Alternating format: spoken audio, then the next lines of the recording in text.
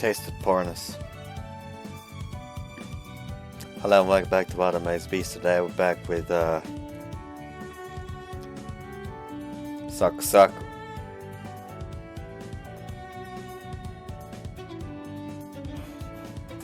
I started this part like an hour late. It's like 9 PM now. Mainly because my mother's birthday was today and we decided to go to just play a little bit game of life, you know. Just like have a little like family evening. Just that my father went to bed because he has to get up for work tomorrow. My brother just was lazy ass in general and just like bunkered down in his room. So yeah, that was a very nice family evening.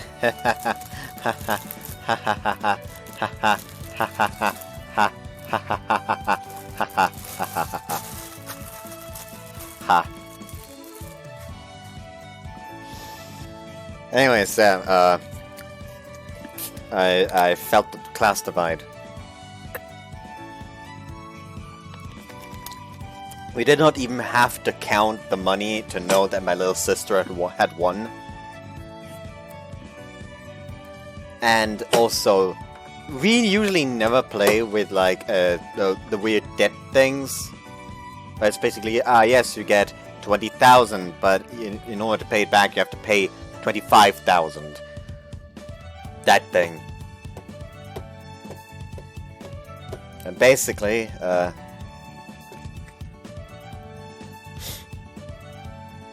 talking is hard. Basically, near the beginning of the game, I had 5 of them. And my mother, later on, I think had even more. I think hers went like up to 8. And here's the thing. Every time we got the debt, it was always almost because of my little sister. Because she landed on a sue somebody space and decided to sue somebody. Here's the thing. My mother only got like up to 8. I think it even higher than 8, thinking about it. Because we were both at 5, and my little sister I think she had 10 even. Like we were both at 5, and my little sister landed on another suing space for 100,000. So we were like, okay, you know what? In order to not cause a fight to break out, you're just gonna say a number on the fucking weird roulette thing, and we're both gonna spin, and whoever's closer needs to pay. My mother got, my sister said 3, my mother got, my sister said 5, my mother got 3, and I got 9. So my mother had to pay going up to 10 debt bills, or whatever you wanna fucking call it. So that was a fucking travesty of a goddamn game of life. Anyways, let's move on. Early next morning, Tsukushima suddenly sent me a text asking me whether I'd want to study together with her.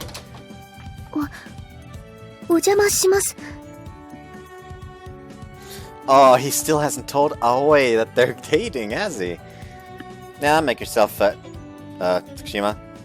From a usual hairstyle, Tsukushima stands there with her hair let down, like that day when we were handcuffed. Your usual hairstyle is nice, but loose hair looks good. Great, also looks great on you. Personally prefer the loose hair, but that's just me, personally. Overall, I don't really like the whole side ponytail thing. Like, 2 of the types of hairdo that I like the most is just hair down and ponytail. Like, those are basically the 2 I like the most. Anyways. A girl this pretty is my girlfriend. Quite a strange feeling. But anyways, you sure are stubborn, weren't one? I said I'd go over, and yet you persisted on coming instead.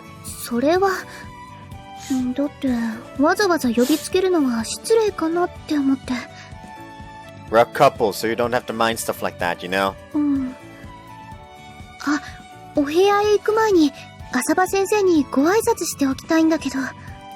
Yeah, the thing is, quickly explain to her about Aoi. Seems that it was her way of being considerate of us as far as it goes.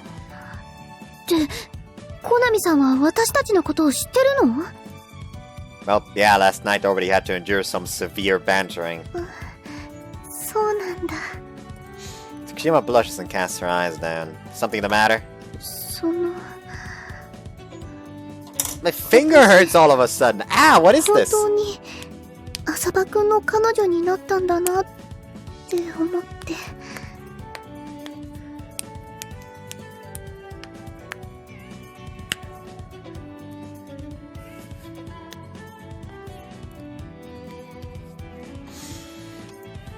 That's right, the two of us are dating. But once I got conscious of that, it immediately gets awkward. It's the first time I'm dating a girl, so I don't have the composure to handle it smoothly.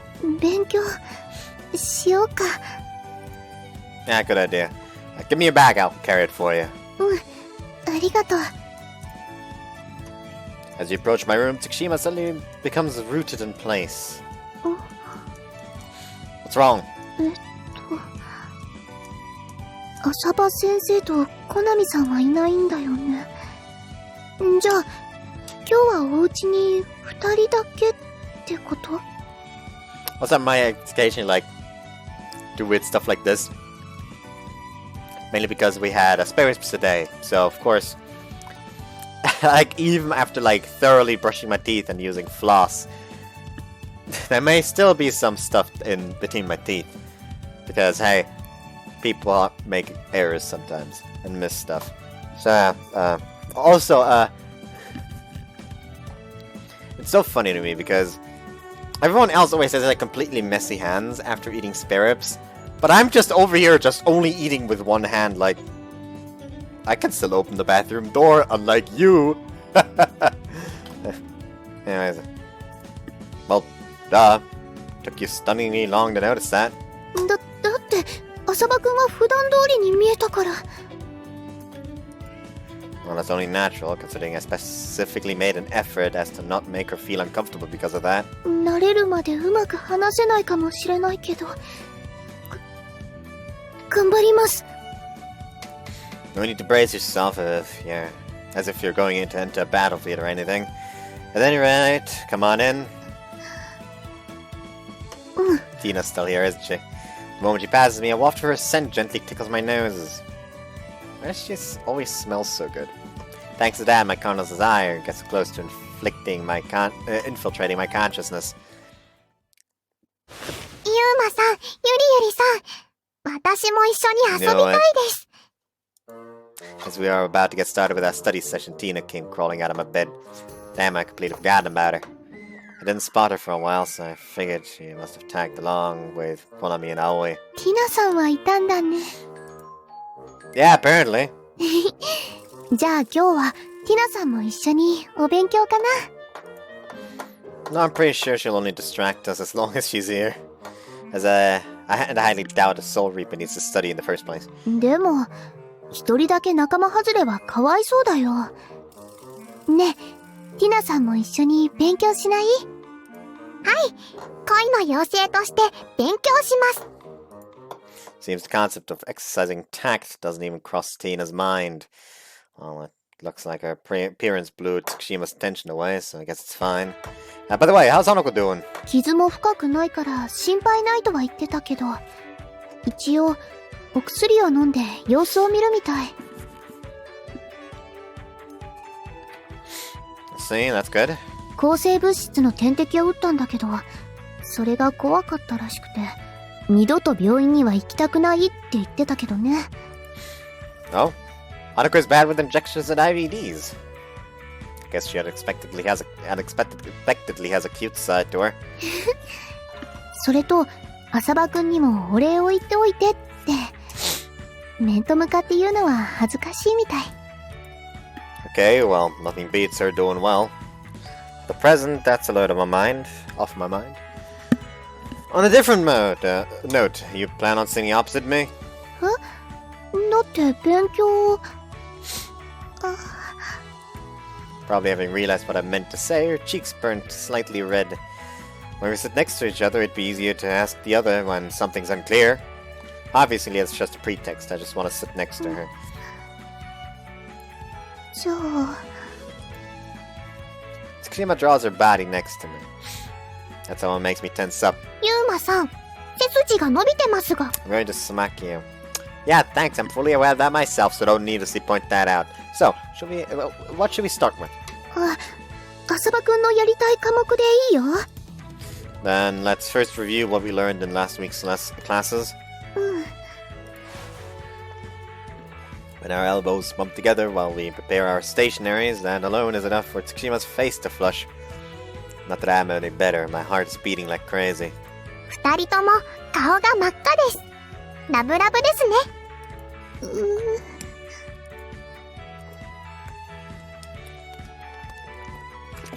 In response to Tina's quip, the level of our embarrassment has climbed to new heights. Sorry about the day. In the end, we didn't really get anything done.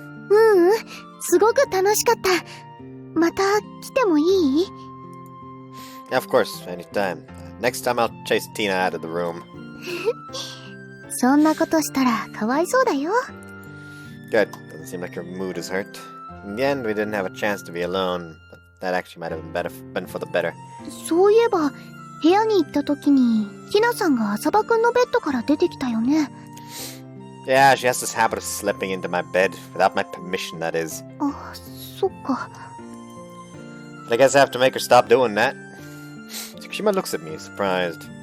Listen, you can straight out state if you don't like it, you know? Bottling everything inside you is one of your bad habits. だって、こういう時は、なんて言ったらいいのか。Even now that we're dating, she still acts reservedly. Then again, it's also wrong to expect her to lay bare everything about her, right when we just became a couple. In short, we both can't really grasp how to act around the other and what level of intimacy is best for us as we are right now. でも、浅場くんの言う通りだよね。What exactly?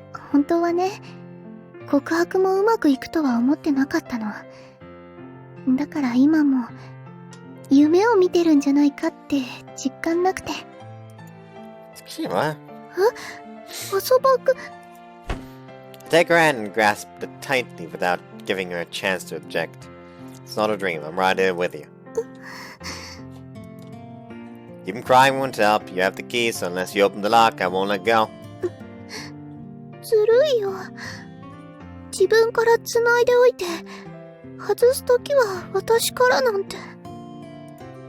She says so, she gingerly grasps my hand back. If you can't let go, we'll end up going to the dorm while holding hands. 浅場くんから手を離して。Impossible, I want to keep holding hands forever. 私だって無理だよ。Holding hands, we continue to feel each other's warmth. I want to stay here like this forever. That's what crosses my mind, but I can't voice such an unrealizable wish. Let's go then. もう少しだけ、ここにいたらダメ？ It's gonna get dark. じゃあ、ギリギリまで。In the end, we walked until this point without letting go of each other's hands. Tsukushima lightly rocks her hand, giving me a wordless signal. It seems she wants to say that I should let go. Even if you give me that look, I won't let go. でも、浅場くん、やっぱり話せ。 Whoops. Hearing her utter that in a sugary voice, my heart starts to scream in alarm. Can't imagine her talking with this kind of voice. I suppose that's a side of her that only I know. Oh, sorry, I got a call. This to destroy this mood, I receive a call on my cell phone. Hanako. Hello? ちょっと浅場か。うちの妹に変なことしてないでしょうね。花から？ I know in silence, but I figured she heard Tsukushima's voice. なんだ、ユーリもそばにいるの？一体いつまで遊んでるつもりなのよ。I direct the phone towards Tsukushima. 別に遊んでたわけじゃ。それにもう校門の前まで来てるし、すぐ帰るから。Yuri-Route, did you feel lonely without your sister? はあ、そんなわけないでしょうが。ゆっくり休日を過ごせてこっちはせいせいしてたわよ。Strange, even though we're talking over the phone, I can easily picture Hanako's face as she's yelling. それより何もしてないでしょうね。手をつないで帰ってきたりしたら新聞部の力であんたとユリを潰してやるわよ。 Well, so she says. 聞こえた。ちょっと何ボソボソ喋ってんのよ。 Tsukishima reluctantly lets go of my hand. とにかくすぐ帰るから。こういう用事で浅場くんには電話しないでね。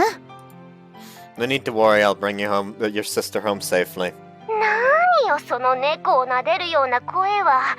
そうやって使い分けてユーリを騙したわけね。Whoops. Lastly, she one-sidedly flamed me and hung up. I really don't see why she can't just honestly admit that she's worried about her sister. Albeit in another way than Tsukishima, she also has quite an awkward personality. 花って何度も電話かけてきてるの？ Nah, that was the first time, judging by her lively voice. I suppose there is little to worry about the dog bite. そっか。Well then, let's go to the dorm. If we take too long, Hanako's going to snap again. However, Tsukushima's legs don't move. Oh, yeah, can I call you once I'm back home? I want to talk with you a little more. 部屋に花がいて話せないと思うから、こっちからかけてみます。Okay, I'll be waiting. And she's already nervous just by picturing it. I got the strong urge to keep my fingers crossed for her. Let's have another study session together sometime. また一緒に。ね。Seeing her all bashful, my heart rate skyrockets again. At night, I got a call sometime after dinner. Yeah, hello? 浅場くん、ユーマさんでしょうか。Yeah, it's me. Good evening, Tsukishima. こんばんは。I could clearly hear her breathing a sigh of relief on the other side. It seems like she has been quite nervous despite it being a phone call. よかった。ずっと緊張して手が震えてたの。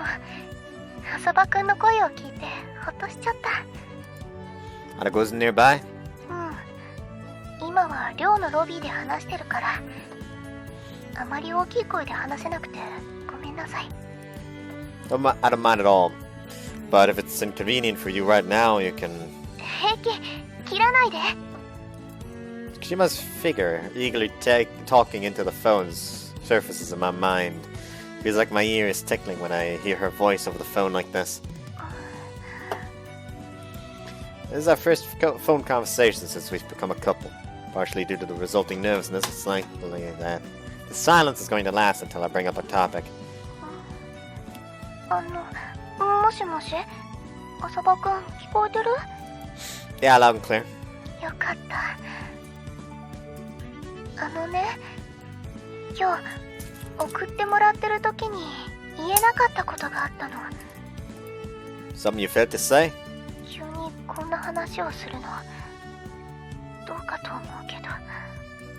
Strange pause and silence. Thinking it might actually be something rather serious, I spontaneously brace myself. やっぱり私以外の女の子とは寝ないでほしいです。相手がティナさんでも寝ないでほしいです。 In proportion to just how much I braced myself, tension instantly drains from my shoulders like air, like a punctured balloon from a punctured balloon. You're so sweet and lovely, my feelings towards her overflow. Tsukishima, can you say that to me face to face? 顔を合わせて言うのなんて無理。今だってドキドキして言葉がうまく出てこない。ユーリ、こんなところにいたの？ほら、風呂行くわよ、風呂。ちょっと、ごめんね、浅場くん。また後で電話。 Call terminated mid-sentence and I was suddenly assaulted by a feeling of loneliness. It might very well be the first time a phone call made me feel this way. Asaba, huh? We still don't call each other by our first names. Holding hands also requires a fair amount of resolve. Guess I'll also take a bath. I can hardly wait for tomorrow. Every single moment I've spent with Tsukishima has been tied to a new experience.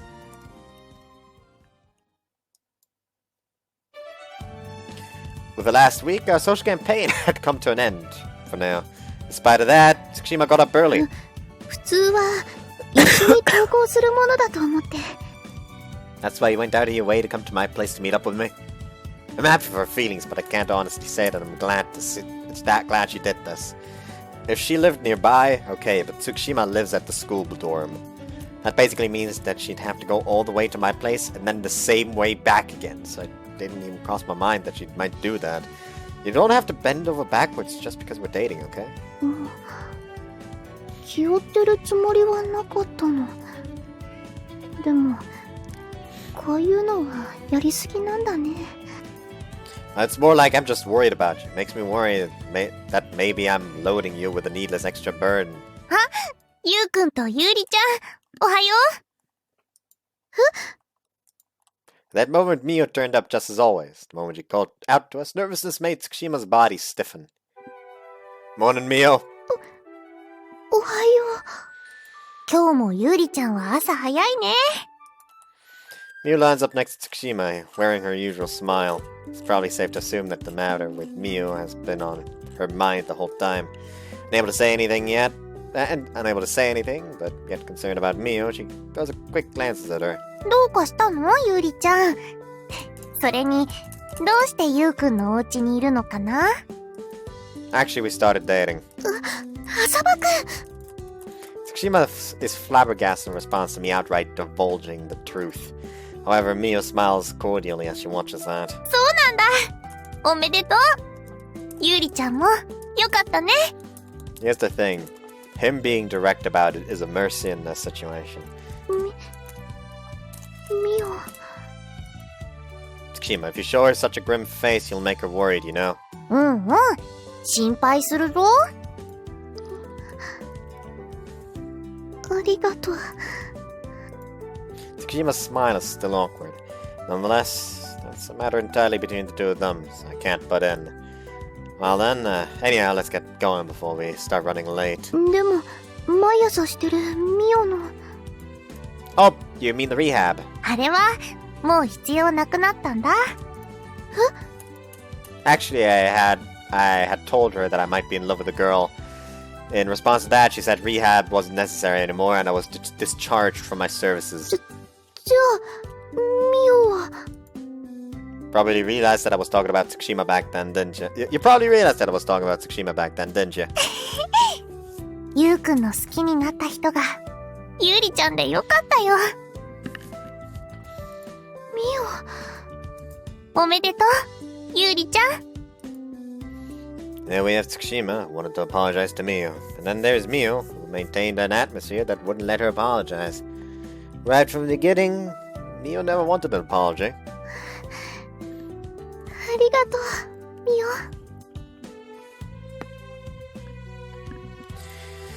Smiles bloom on their faces. Oh, by the way, remember how I talked about how the fucking heating went out during the night? It happened again tonight.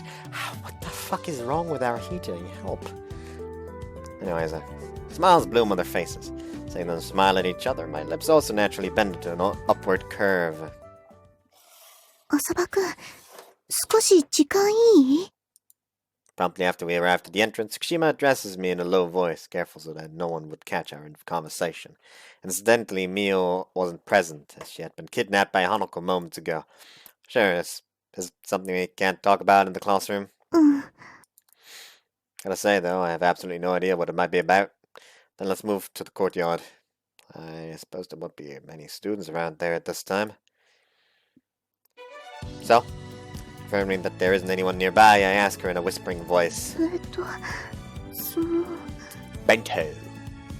これ、渡そうと思って。 With that, she retrieves the lunchbox wrapped in a beautiful sky blue serviette from her bag. お弁当、作ってみたの。よかったらお昼に食べてほしくて。 Wasn't it pretty cumbersome to prepare this? I mean, you're living in the dorm after all. ううん。いつも自分のは学食の厨房を借りて作ってたし、楽しかったよ。 That's fine then, I guess. But there's also that she came over to my place so that we can go to school together. Just how early did you get up today? ああ、ごめんなさい。もしかして、浅場先生もお弁当作ってた？ No, today's one of those days on which I eat at the school cafeteria, so I don't have a lunch with me. そっか。よかった。But I feel a bit bad for having you do this for me. 私が同じこと言ったら、絶対に浅葉くん怒るよね。Fair point. Now that she mentions it, I think I really did tell her a couple of times that she shouldn't act so reserved. Then I'll thankfully accept this. Take the bundle and extend my other hand towards her cheek. As I stroke her cheek, she returns her feelings with happy looking eyes. Honestly, God, I'd just say, here's an idea. If you want to make lunch for me, I'm gonna go to your dorm so we can go to school from there. Division of labor. It seems I've completely become a slave to her.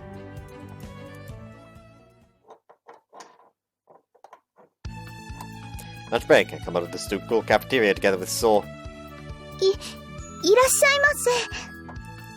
Tsukushima, who is on a shift off her part-time job, comes over to wait on us. お、月島さん、お疲れ。さて今日は何を食うかな。I want oolong tea for me. 俺も同じのと、チキンタツタ定食をキャベツ大盛りで。どったの、月島さん。あ、はい。ウーロン茶を2つと、それから、A chicken tatsuta set meal. チキンタツタ定食ですね。かしこまりました。Having repeated the order, Tsukushima walks off to the kitchen. She was pretty flustered. I suppose she didn't think I'd eat her lunch here. 兄さんも来てたんだ。At that point, Konami shows up. よ、コナミちゃん。こんにちは、小枝先輩。あれ？兄さんのそのお弁当って。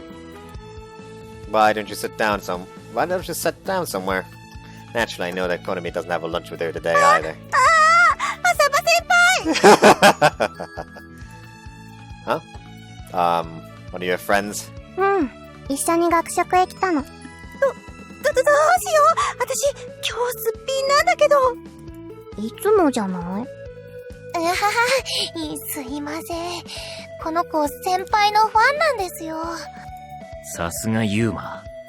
何人の女の子の人生を狂わせれば気が済むんだ。I have no recollection of ever doing that. けど、ユーマのファンっていう君、かわいいね。そうですか？ああ、俺の目はごまかせないぜ。君、この中で一番ご飯を食べるだろう。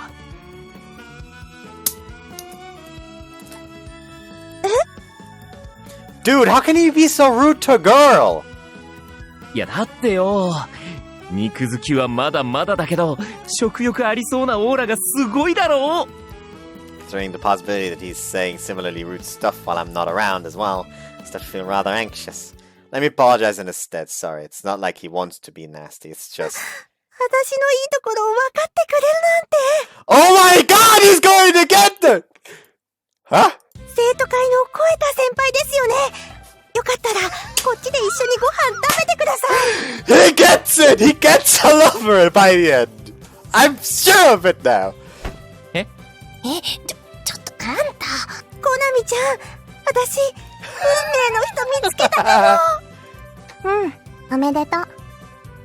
小枝先輩、私の友達のお相手、よろしくお願いします。There's two ways this will end. Two ways this can end. One, he actually does end up in a relationship. Two, he's cured of his weight fetish. マジで？さあ行きましょう。すぐ行きましょう。私も。引っ張るの。おお。So it was taken away to some other table.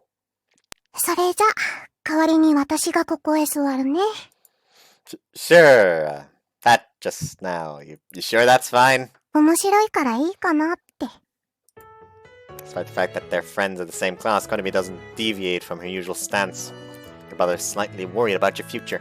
それって、兄さんはユーリ先輩の手作りお弁当を食べないの？ Got onto that. だって、葵さん以外で兄さんにお弁当を作る人に他に心当たりないし。Konami appears at the lunchbox before me. 桜伝部で書いたハートとかあったりして。It's not really conceivable in our case. With Konami keenly observing, I opened the lid of the bento box. It's a fucking heart. See? これはレベルが高い。 Pleasant arrangement of colors and folds. Red tomatoes and green peas. And as for the dishes, there are sauteed whitefish, pickled radishes, the staple omelette, soy sauce boiled sweet potatoes, and more. All of them look delicious. 栄養のバランスを考えてくれてるね。盛り付け方も上手。 Right. It seems she put some serious effort into it. さすがユーリ先輩。圧倒的な女子力。あんなに素敵な人、なかなかいないと思うよ。 I am well aware of that. I nod in response to Konami's assessment. At that point, Tsukushima, carrying the ordered items, arrived at our table. あれコエタくんはコナミさんもいらっしゃい。ご注文は私はコエタ先輩のいる向こうの席に行くので平気です。兄さんをよろしくお願いしますね。じゃあ、私はこれで。 Konami walks over to the table where So is being held hostage. I guess So will be released in a bit, probably. チキンタツタ定食、向こうの席に持って行った方がいいかな。Nah, if he doesn't come back, I'll bring it. Just leave it here for now. 冷めないうちに持って行ってあげてね。それと... Whoops. Yeah, thanks. お弁当、お口に合わなかったら、ごめんね。 Far from it, everything looks so delicious that I don't even know what to start with. そうなんだ。 Hearing my words of praise, she smiles sheepishly. ごめんなさい。お仕事に戻らないと。 Right, sorry for holding you up. それと、また、お弁当作ってきてもいいかな。See, it wouldn't sit well with me if you do this much for me.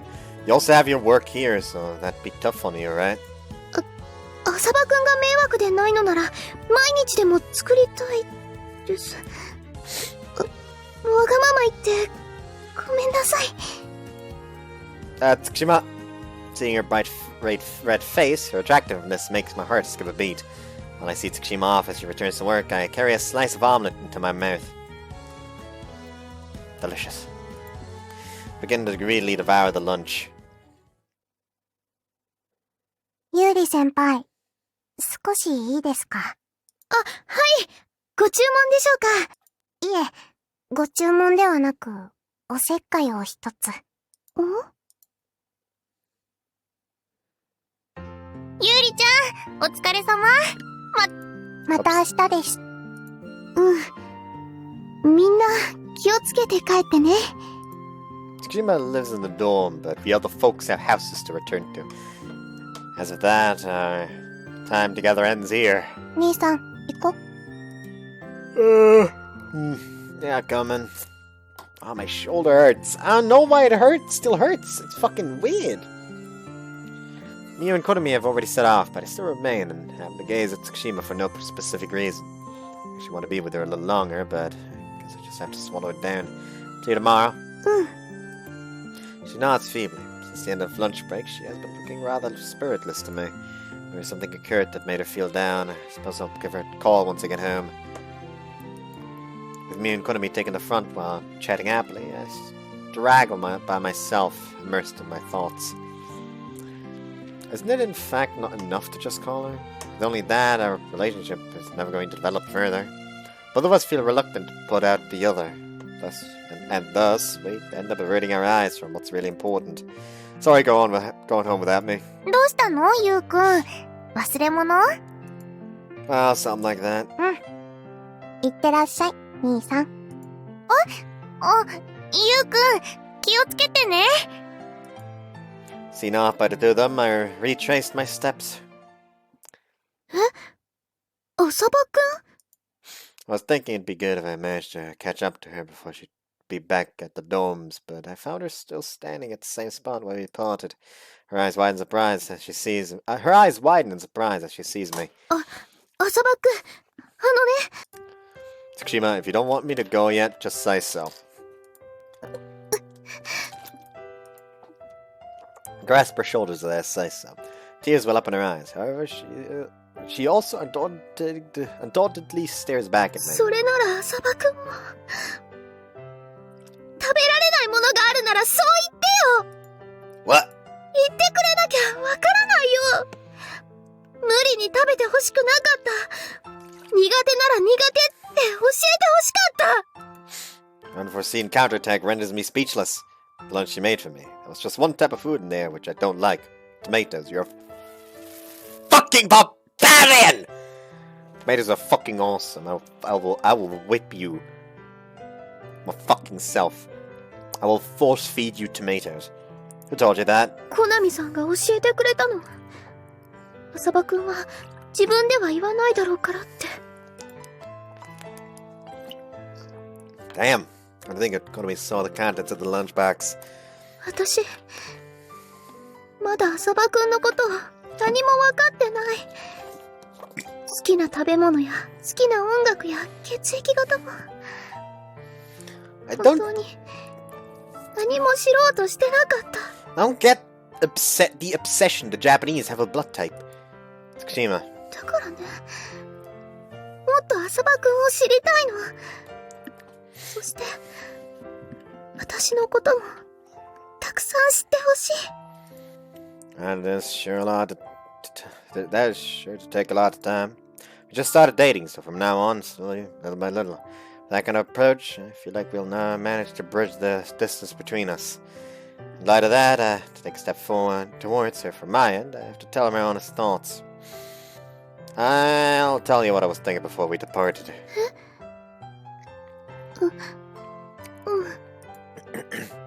In truth, I didn't want to go home yet. I want to talk with you more. 私も。私だってもっと一緒にいたかった。 As she says so, she grasps my hands. 浅場くんが戻ってきてくれて、すごく嬉しかったの。 I felt the same way when I saw you were still here. Just like we did now, each of us continues to learn new things about the other.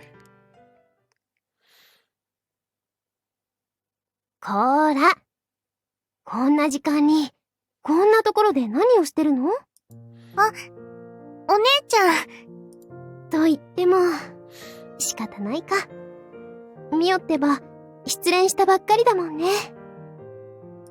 もう、お姉ちゃん、そんなこと言わないでよ。それに、私は別に失恋したわけじゃないもん。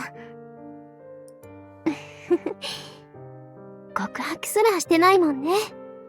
それどころか、自分の気持ちにもちゃんと気づいていなかったんだし。そうだけど。ミオは、ユウちゃんを奪ってやるぐらいの気概はないの？そんなの無理だよ。だって、二人とも大好きなんだもん。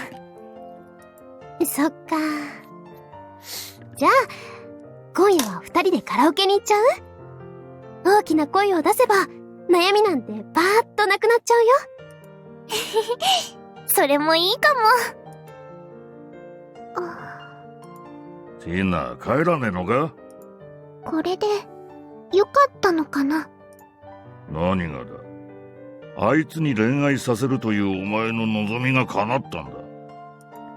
でも、恋はいいものだって、恋をすれば幸せになれるって。だからその通りになったんだろうが。恋が叶ったのに、どうしてみんなが幸せになれないの？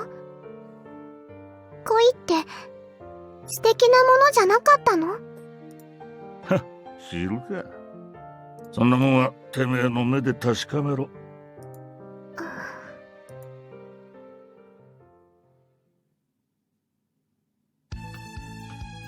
So for the wait, I take out my bicycle from the storeroom and greet Konami and Mio, who have been waiting. 今日は自転車？ Well, I'll merely push it. Due to the multitude of hill roads, there is hardly an opportunity to actually use a bicycle. The school itself might be on high ground, but the paths are full of hills, so it's not as comfortable as it may appear. 乗らないのに自転車を持っていくの？ Well, yeah, I thought it'd be nice for a change of pace. I dodged Mio's question with that vague answer. 兄さん、カゴにカバンを入れてもいい？ Yeah, sure, you can also put your bag in there if you want, Mio. いいの？じゃあ、お願いするね。手ぶらだととても楽ちんですね、ミオさん。そうだね。Accompanied by these two girls who have started the day in a cheerful mood, I make my way to school while pushing along my bicycle. I want to ride my 世界 bicycle! のみんなも風紀委員のみんなも注目。 I'm sorry. Anyways, at school, while each of us has been immersed in our respective work, Senpai suddenly demanded everyone's attention. どうかしたんすか？私たちまで？ごめんね。どうしても確認しておきたいことがあるの。なんだろうね。No. No, have no idea. After clearing her throat once, Senpai continues her speech with a solemn expression. This is about the fucking no love rule, isn't it? 古本。なんでもここ最近、Oops. 古本。なんでもここ最近、この生徒会室を使っている者の中に、恋愛をしている不届き者がいるらしいの。I noticed Tsukushima catch her breath in response to Senpai's declaration. Oh yeah, that was that thing. I furtively steal a glance at the Love is Bad notice. With love as the root cause, both the student council and the PMC ended up with a manpower shortage. The regulation that forbids love was installed in order to prevent another case of that. みんなもわかってると思うけど、生徒会内での恋愛は禁止。もちろん、風紀委員会もそうよね。はい。Tsukishima anxiously looks at me, considering that she herself showed a particularly strong adverse attitude towards romance and makes telling the truth all the more difficult. ま、聞いたところで素直に名乗り出るとも思えないし。とりあえず、みんな目を閉じてもらっていいかな。目をですか？そう。絶対に途中で目を開けちゃダメだからね。For now, I just do what she wants. 怒らないから、現在進行形で恋をしてますっていう人は、素直に手を挙げてみて。Gotta say, that sure is some classical method. It's fairly obvious that everyone will check out who it is with half-opened eyes. There's no way there could be someone naive enough to fall for it. That conviction manifesting in my mind, I slowly open my eyes and be quiet.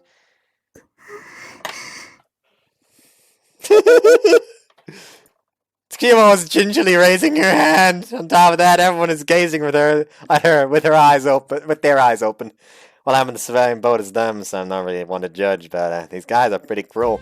これは偉いこっちゃ。偉いことっすな。まだ手を下げちゃダメ。そのまま、そのまま。Even in this kind of situation, she's raising her hand in a straight, exemplary manner. I guess you could say that she's really too diligent and honest for her own good, but seeing that is rather small-provoking in its own right. 会長は知ってたんですか？このこと。うん。でも、相手は知らないかな。As she says so, she throws a quick glance at me. Yeah, sure you are. To begin with, she's supposedly the one who told Konami about it. And there we have Tsukushima, who's still unable to grasp the situation. 私には全く見当がつきません。私も。 You two don't have to play along on top of things. Tsukushima, you can open your eyes, you know. でも、まだ手を挙げてる人がいるんじゃ。It's okay, just open your eyes, come on. Tsukushima's eyes blink in surprise as she surveys her surroundings. And we, on the other hand, we're all gazing at Tsukushima. 私を騙したんですか？ごめんね。いつまでも話してくれないのが水臭くて、つい。So this happens when her patience snaps. Patience snaps. Pretty nasty. However, it's true that we basically kept the secret from everyone, so Tsukushima too doesn't have the right to complain here.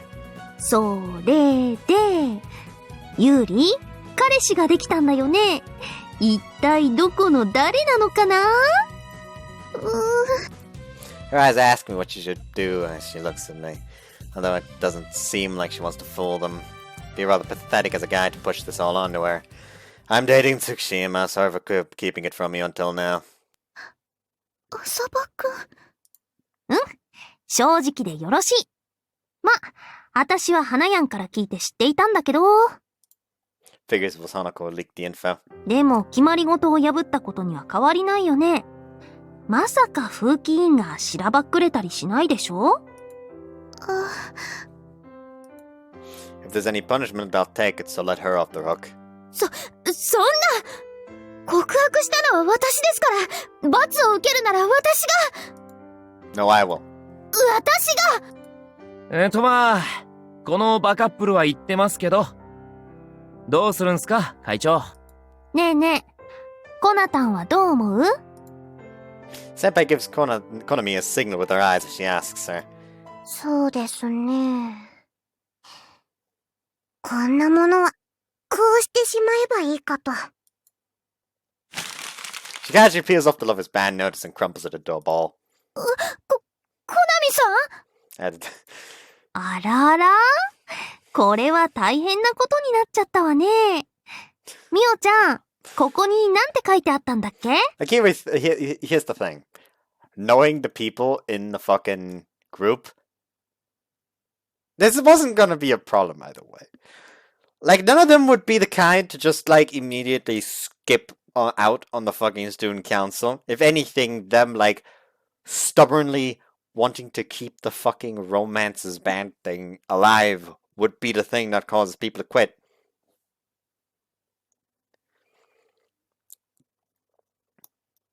At least in my mind, and in their group.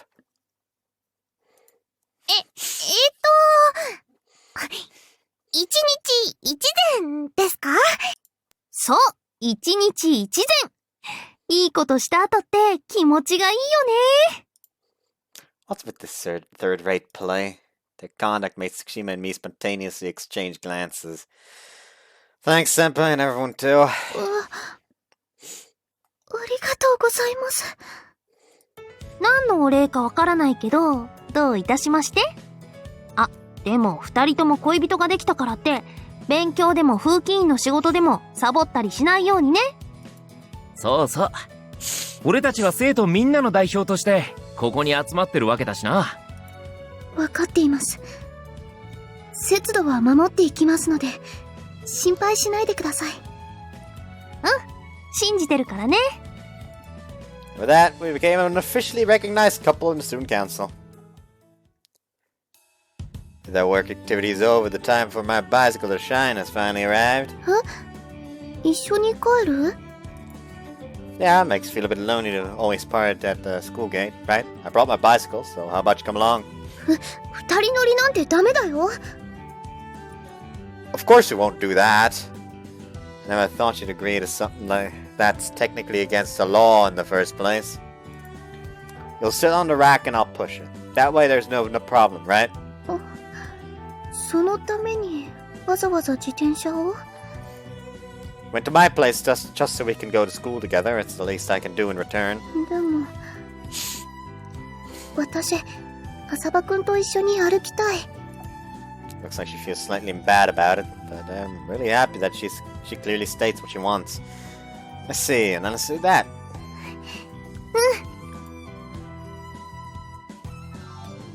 We stroll on the evening promenade. At this time of day, there aren't that many other people around anymore. 浅葉くんはどうしてトマトが嫌いなの？ Nothing special, actually. You curious? そういう話をもっと聞きたいな。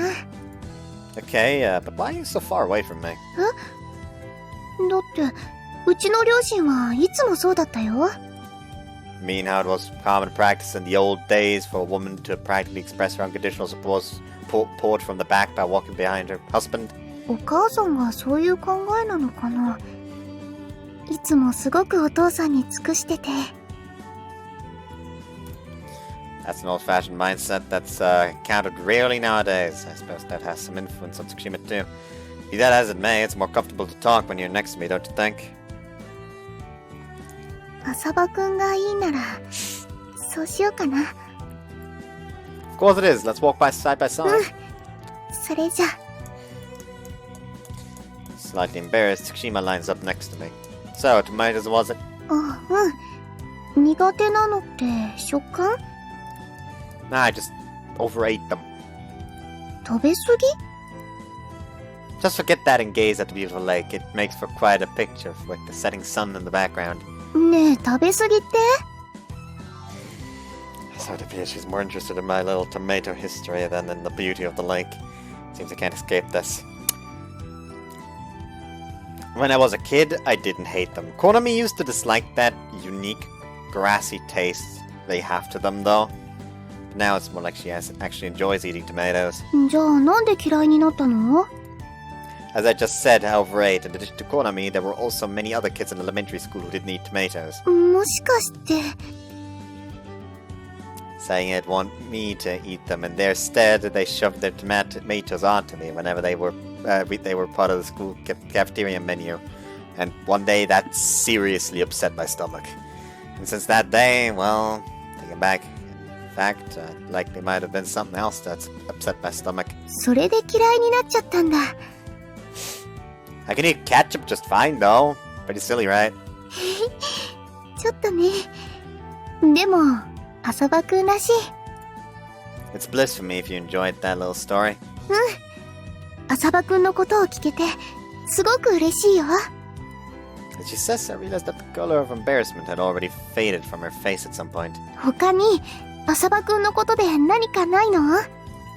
Like what, for example? 小さい頃の夢とか、あと、どんな子供だったのかも聞きたい。 Really spent an adventurous childhood that's worth telling. それでも聞かせてほしいな。ダメ？ She asks in a sugary sweet voice. And on top of that, gazes at me with upturned eyes. Being begged in that manner, I can't possibly refuse. I just can't say no to you. Dashed over by the wind blowing from the sea, she continues to ask me all sorts of things about my childhood days, which I candidly answer. It's slightly embarrassing, but even so, it's fun in its own right. Did I say something funny? やっぱり浅場くんらしいなと思って。子供の頃は素直で可愛かったんだろうね。 Is that implying I grew up to be an oddball? そうは言ってないでしょ。でも浅場くんって、たまに子供っぽくて可愛いと思うよ。 Is that supposed to be a compliment? もちろん。 Cheerful Tsushima suddenly directs her eyes to the lake. 湖、本当に綺麗だね。 Yeah, sure.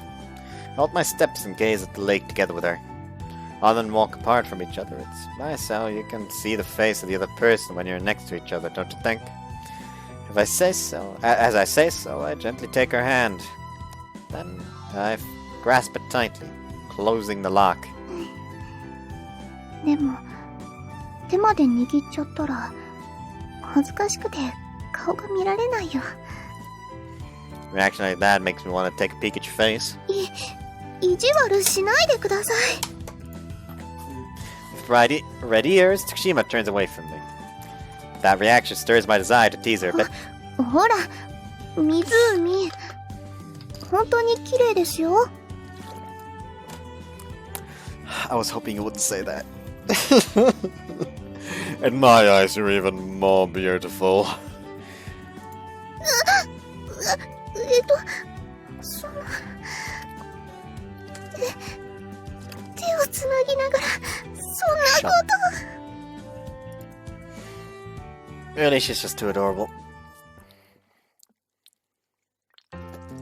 ユウマさん、楽しそうですね。 You, on the other hand, seem rather down. What's the deal? 見ての通り、いろいろと悩んでます。 Maybe because of her pajamas, but it doesn't look as serious as she makes it out to be, actually. ユウマさんは、恋をしてよかったですか？ Quite as a question all of a sudden. 恋は、私が想像してたものと違いました。だから、ユウマさんはどうなのかなって。 There's no point in asking that. There's an absolute difference between looking at it from an observer's perspective and experiencing it yourself. So what you hear from someone else can never truly be an answer to what you want to know. That's how it was for me. Everything I heard during all the counseling I did was basically not applicable to Tsukushima and me. On the other hand, there are also lots of instances that make you go, oh, so this is what that was all about, and easily come to an understanding of something you couldn't quite grasp before. そうですか。私が恋をしてみればいいんですね。I guess. But whether that'll be possible for her, considering that she isn't even human, is a question that remains unanswered. 恋って難しいです。As she says so, Tina is about to make herself comfortable in my bed. By the way, I won't sleep together with you from today on anymore. Got it? そんな、ひどいです。見てください。ストレスで体に斑点が。That's a part of your cow pajama design. 納得いきません。説明を求めます。I have a girlfriend now. Is there a need for any other reason? では、私は用済みなんですね。とうとう捨てられるんですね。I have no such intention, and besides, I'm always going to sleep together with you, so where's the problem? そうでした。私には葵さんしかいません。She sure is fast to shift gears as always. 葵さんは胸がふわふわしてないのが残念です。けど、コナミさんはふわふわでした。I mean, Aoi doesn't seem to be that much smaller than Konami. Make sure you never ever mention that in front of Aoi. 私は空気が読める子ですよ。Can't bring myself to believe that even in the slightest. 寂しくなったらいつでも呼んでくださいね。Okay. 寂しくなくても呼んでください。Man, what a spoiled girl.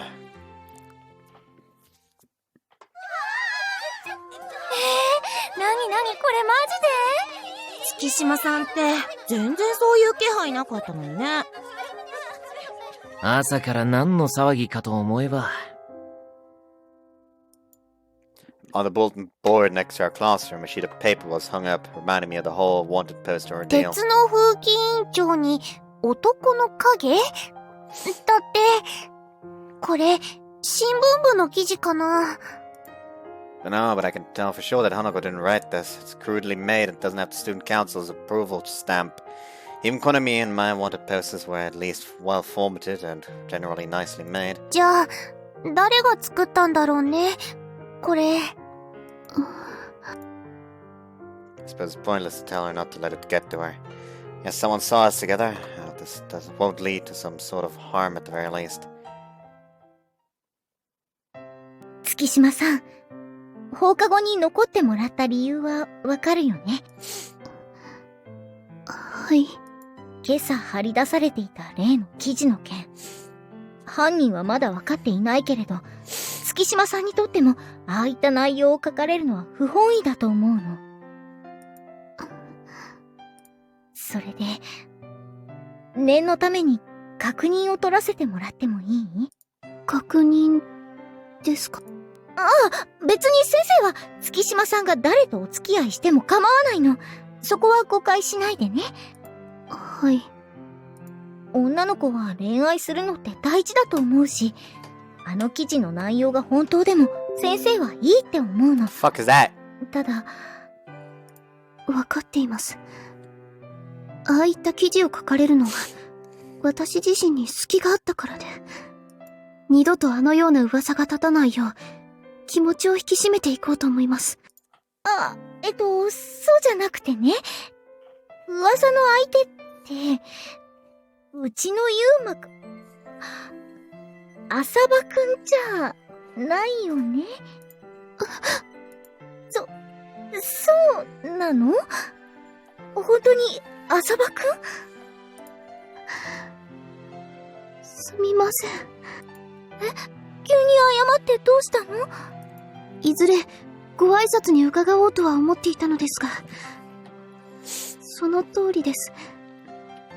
私、ユーマさんとお付き合いをさせてもらっています。もちろん、節度をわきまえた関係です。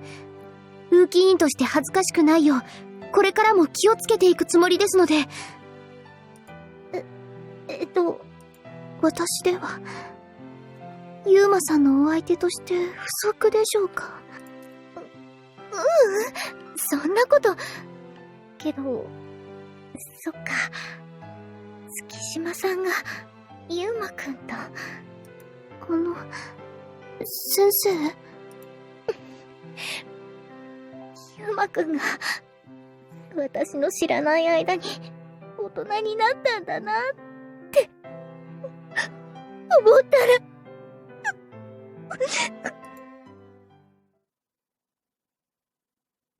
自業自得ね。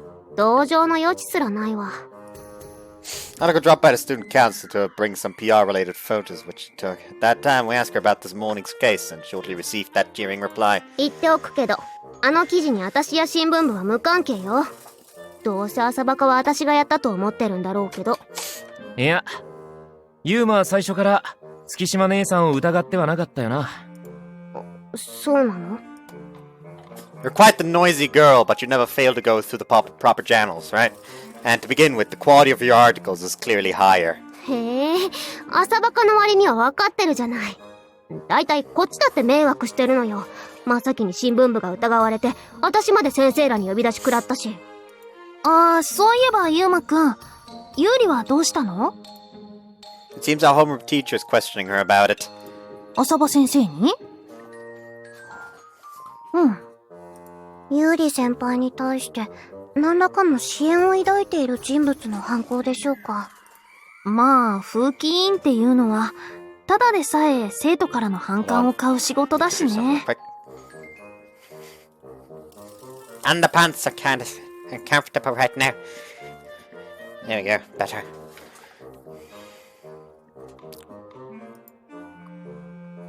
I immediately regret that. 接し方にもよるんじゃないですか。ミオちゃんなんて逆に愛されてると思いますし。The thing is, students don't really view Mio as a PMC member in the first place. ちゃんと取り締まってるのにな。Anyhow, if it seems like the culprit wants to stir even more trouble, we need to think of a counter plan. おいユーマ、とうとう月島と付き合い始めたようだな。So if you knew now about it, huh? しかし一ノ瀬で妥協するかと思えば月島とはいい女を落としたじゃないか。月島だと私が落とされたみたいじゃないですか。屈辱的なので名前で呼んでください。No one's talking about you, Hanako. Relax. 花子って言うな。 Anyways, the question I'm asking myself right now is why Hanako has also come to the infirmary. I have some free time on my hands today, thus I came to help out around here. But it's seriously uncomfortable with both of them constantly taking digs at me. で、月島妹とはやったのか？ Don't be so vulgar. To begin with, Tsushima is so innocent that simply holding hands is almost unbearably embarrassing to her. そういう女は怪我してなんぼだろう。Are you sure you should be a teacher? Hey. キスで満足なお年頃か。Well. その反応まだなんでしょ。 Leave me alone. I don't see why I have to tell others about our love life. That's not just on my hands in the first place. Plus, nothing good will come of it if you rush this kind of thing unnaturally. ものは言いようだな。ある意味、お前らしいといえばらしいが。っていうかキスなんて無理無理。ユーリは他人の箸とかスプーンも絶対に使えない子だしね。Like, that's so. That's news to me. 手を繋いでるって話にはイラッときたけど、進展はそこまでね。結婚するまでキスはお預けなんて本気で考えてそうなやつだし。Right, knowing her, that's easily conceivable. うっぷっぷ。私が邪魔するまでもなく前途多難ね。Because Hanako doesn't feel like readily giving her sister her blessing. ん？はい、どうぞ。失礼します。お、噂をすればか。噂ですか？ちょうどあんたの話をしてたのよ。浅場はキスすらさせない女となんて付き合いたくないってさ。Don't take her seriously. I didn't say anything remotely close to that. More importantly, do you feel bad or something? コナミさんに浅場くんは保健室に行ってるって聞いて。なに、彼氏に会いに来たってわけ？Embarrassed, she nods with flushed cheeks. 今日は、あの張り紙のこともあって、あまり浅場くんと話ができなかったし。Tsukushima? あー。なんだったら、あたしらは1時間くらい席を外しておいた方がいいか？避妊具なら引き出しに入ってるから、勝手に使っていいぞ。Why does she have contraceptives in the nurse's office? Let's talk in the hallway. It doesn't seem like we'd be able to hold a proper conversation in here. Quite a day that was today. ごめんなさい。浅場くんにも迷惑をかけちゃったよね。Trouble? 朝のあの記事、風紀委員長として情けないなって。There's no regulation that says that the PMC chairman must not fall in love, right? There's no. What's more important is that I'm happy that we saw each other before going home. 私もあんな記事を書かれたばかりなのにいけないよね。Don't mind it. It wouldn't be good to go overboard either, of course, but he'll play right into the culprit's hands if you let it influence you. そうなのかな。 Well, obviously, it'd be rather embarrassing if you constantly flaunted about how much you love me in school, though. そんなことするわけがありません。 I know. I was just kidding. でも浅場くんのことは好きです。 Hearing her say that while she directly gazes at me causes my heart to skip not only one beat, but two. I suppose it wouldn't be very manly to only let the girls say it. I love you too. はい。 Gaze at each other and at the same time, a smile surfaced on our faces. There's gotta be another article. ゆうまくん、朝だよ。So sleepy. However, the soft sensation I've sensed on my forehead compels me to wake up. Good morning, Aoi. おはよう。まだ眠そうだけど起きられる？ Yeah, but just a little more. おはようのキスをしてほしい？ No, not that. Aoi peremptorily presses her lips all over my face. してほしいならもっとしてあげる。 Strange. What gives? I get the feeling I'm always in a really great mood this morning. そうそう。ゆうまくんって月島さんと付き合っているんだってね。もう隠さずに話してくれればいいのに。月島さんから聞かされてびっくりしちゃったんだから。Now she mentions it, I really hadn't informed her of that. I straightened myself and turned to directly face Aoi. Sorry that it took so long to tell you. Tsukushima and I started dating some time ago. いいんだよ。男の子だもん。お母さんにそういう報告するのって恥ずかしいもんね。お母さん応援するから頑張ってね。もしお付き合いする上でわからないことがあったら何でも相談して。 Thank you. でも彼女さんができちゃったからもうおはようのキスも終わりだよね。 Come to think of it, we did exchange a promise that entails that a while back. でも朝のギューはしてもいい？ Well, if it's only that, I guess. ゆうまくん、ギュー。 Displaying a smile in full bloom, Aoi happily latched on to me. With classes over, it was now after school. I was walking around within the school in search of Tsukushima. 浅場くん。 So here you've been. I dropped by the pool in accordance with the information I got from a classmate. I find her just having climbed out of the water. Good timing. Assisting rehab again today? 気分転換に一人で水中ウォーキングをしてたの。それより浅場くん、なんで水着姿なの？ Well, I came in here in search of you, but I figured it wouldn't be so bad to take a swim while I'm here anyway. It's probably embarrassing for her when both of us are in swimwear, as she visibly blushes and keeps stealing only fleeting glances at me. I wouldn't mind if you looked at me normally, you know. 別に見たいわけじゃありません。 You don't have to act this shy. And, well, as for me, I want to look at you straight on. She flushes bright red and turns her back to me as to hide her chest. But anyways, I gotta say, her skin is fair and really pretty. Coupled with her great figure, she's basically perfect. Just by looking, the throbbing of my heart has grown in frequency. 浅葉くん、さっきから見すぎ。 Sorry, I guess I should have restrained myself a bit more. It's rather unfortunate, but I don't want to do anything against your will. ねえ、浅葉くんって普段体を鍛えたりしてるの？ Nah, not really. そうなんだ。でも浅葉くんって筋肉質だよね。 I wouldn't go as far as to say I'm particularly muscular, but if you're curious, want to touch him? いいの？じゃあ、ちょっとだけ触ってみてもいい？ Sure, do as you want. 男の人ってこんな感じなんだ。 She repeatedly pokes my chest. It tickles, but at the same time, it's also rather embarrassing. お肌 Someone's も gonna 張り take a があっ picture of that. てツヤツヤで。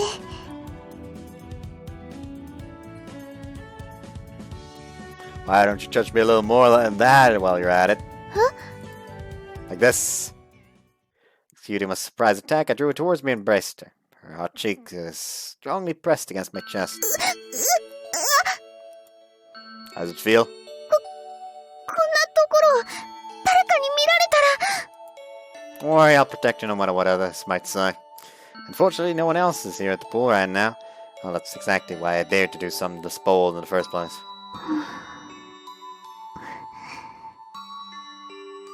浅葉くんの心臓の音がする。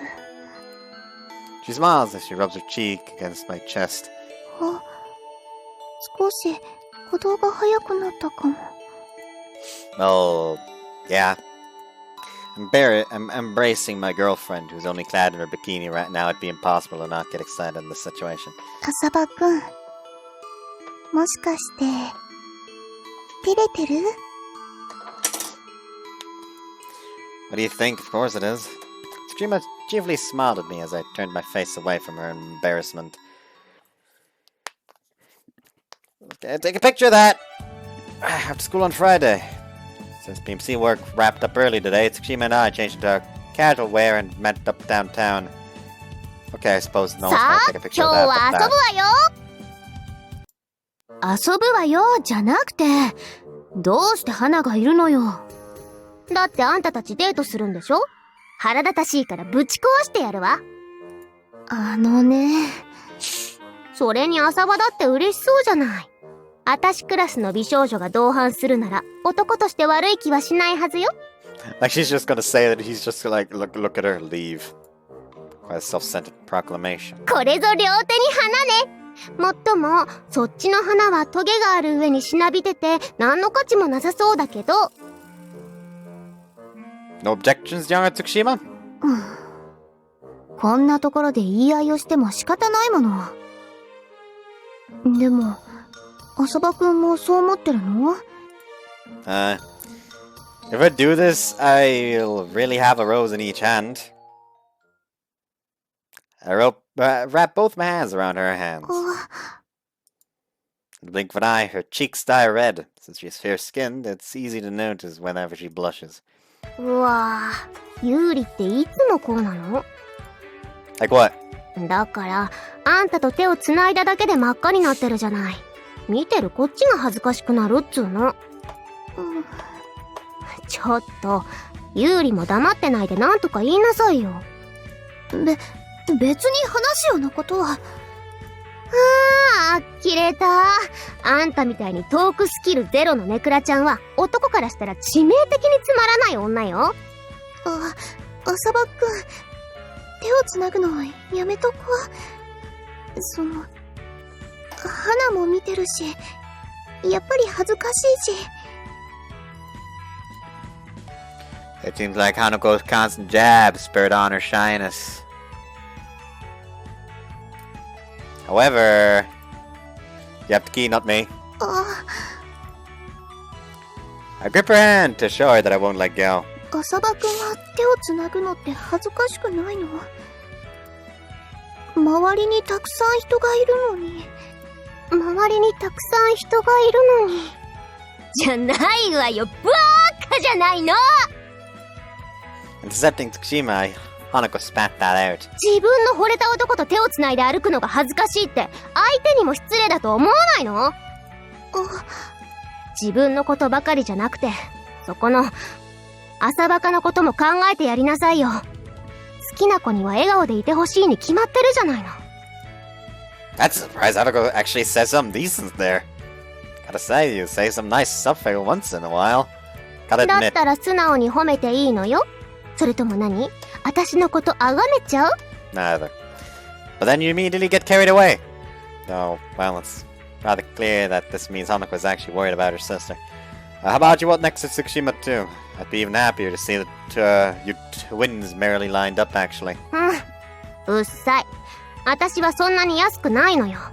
めんどくさいブスと一緒にあんたの横を歩くなんてごめんだわ。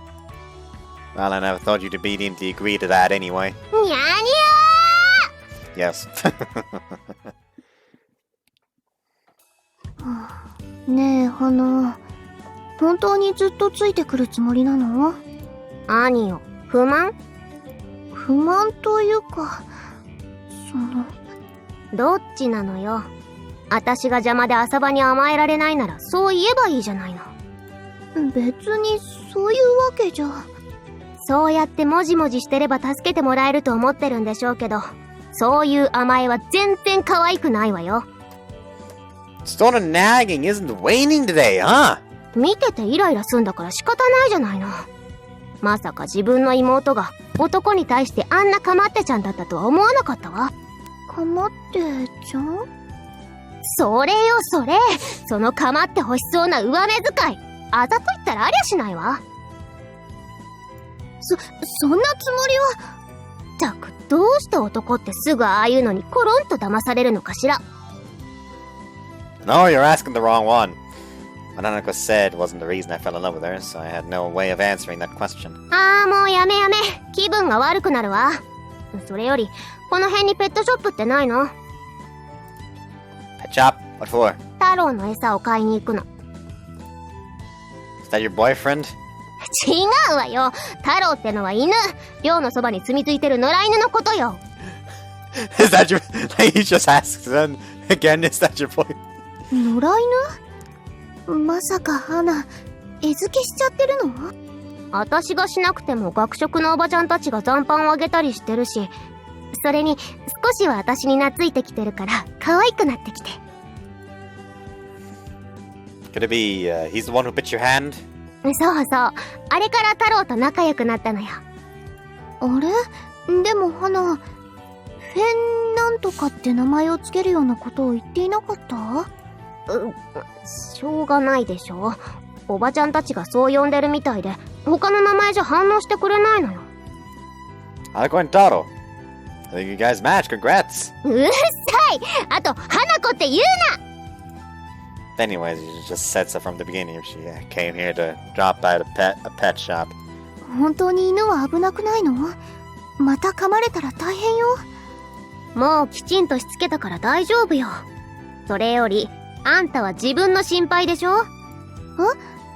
どういうこと？男なんて狼なんだから、どこかの浅バカもそのうち我慢できなくなってあんたに噛みついてくるかもよ。浅葉くんはそんなことしないもん。 It makes me feel happy to be trusted, but on the other hand, it also stung a bit, since it felt like a reminder towards myself. I'd never do anything against her will anyway. ま、あんたがどうなろうと関係ないけど、それより浅葉、ペットショップ教えてくんない？ We'll have to walk a bit. Is that alright with you? ええ、もちろんよ。太郎のためならフルマラソンの距離だって歩いてみせるわ。 Got it. Follow me then. Prompting Hanako, we set off, with me and Tsukushima still holding hands. And so the three of us make our way to the pet shop. Following that, Hanako went to check out accessories for her digital camera. Thus, we accompanied her to an electronics store. After having been dragged around by Hanako for hours, we were brought to this place. ここよ、ここ。ここが今一番ホットなデートスポットと言われてる白百合の丘。 Didn't know it had that name. As a local, it's a place I drop by every once in a while, but apparently it had somehow become a famous dating spot at some point. デートするなら少しはそういう下調べをしておきなさいよね。どうせユーリは浅場くんの行きたいところでいいとか言うつもりだったんでしょ？それは。だって私、そういうのわからないし。わからなかったら調べる努力をしなさい。まったく、少しは表に自分の気持ちを出しなさいよ。男の後ろにばっかりくっついてないでさ。After being told that, Tsushima fell silent. I also kept telling her to state her feelings more openly, so I really hit close to home. なんか疲れたわね。浅場、あとは任せたわ。You have some stuff to carry, so we can escort you to the dorm if you want. 結構リプ。いくら私でもこれ以上お邪魔虫する気になるかっつうの。あと、買い物付き合ってくれてあんがと。Well, it was just alongside our date anyway. はいはい、そうですか。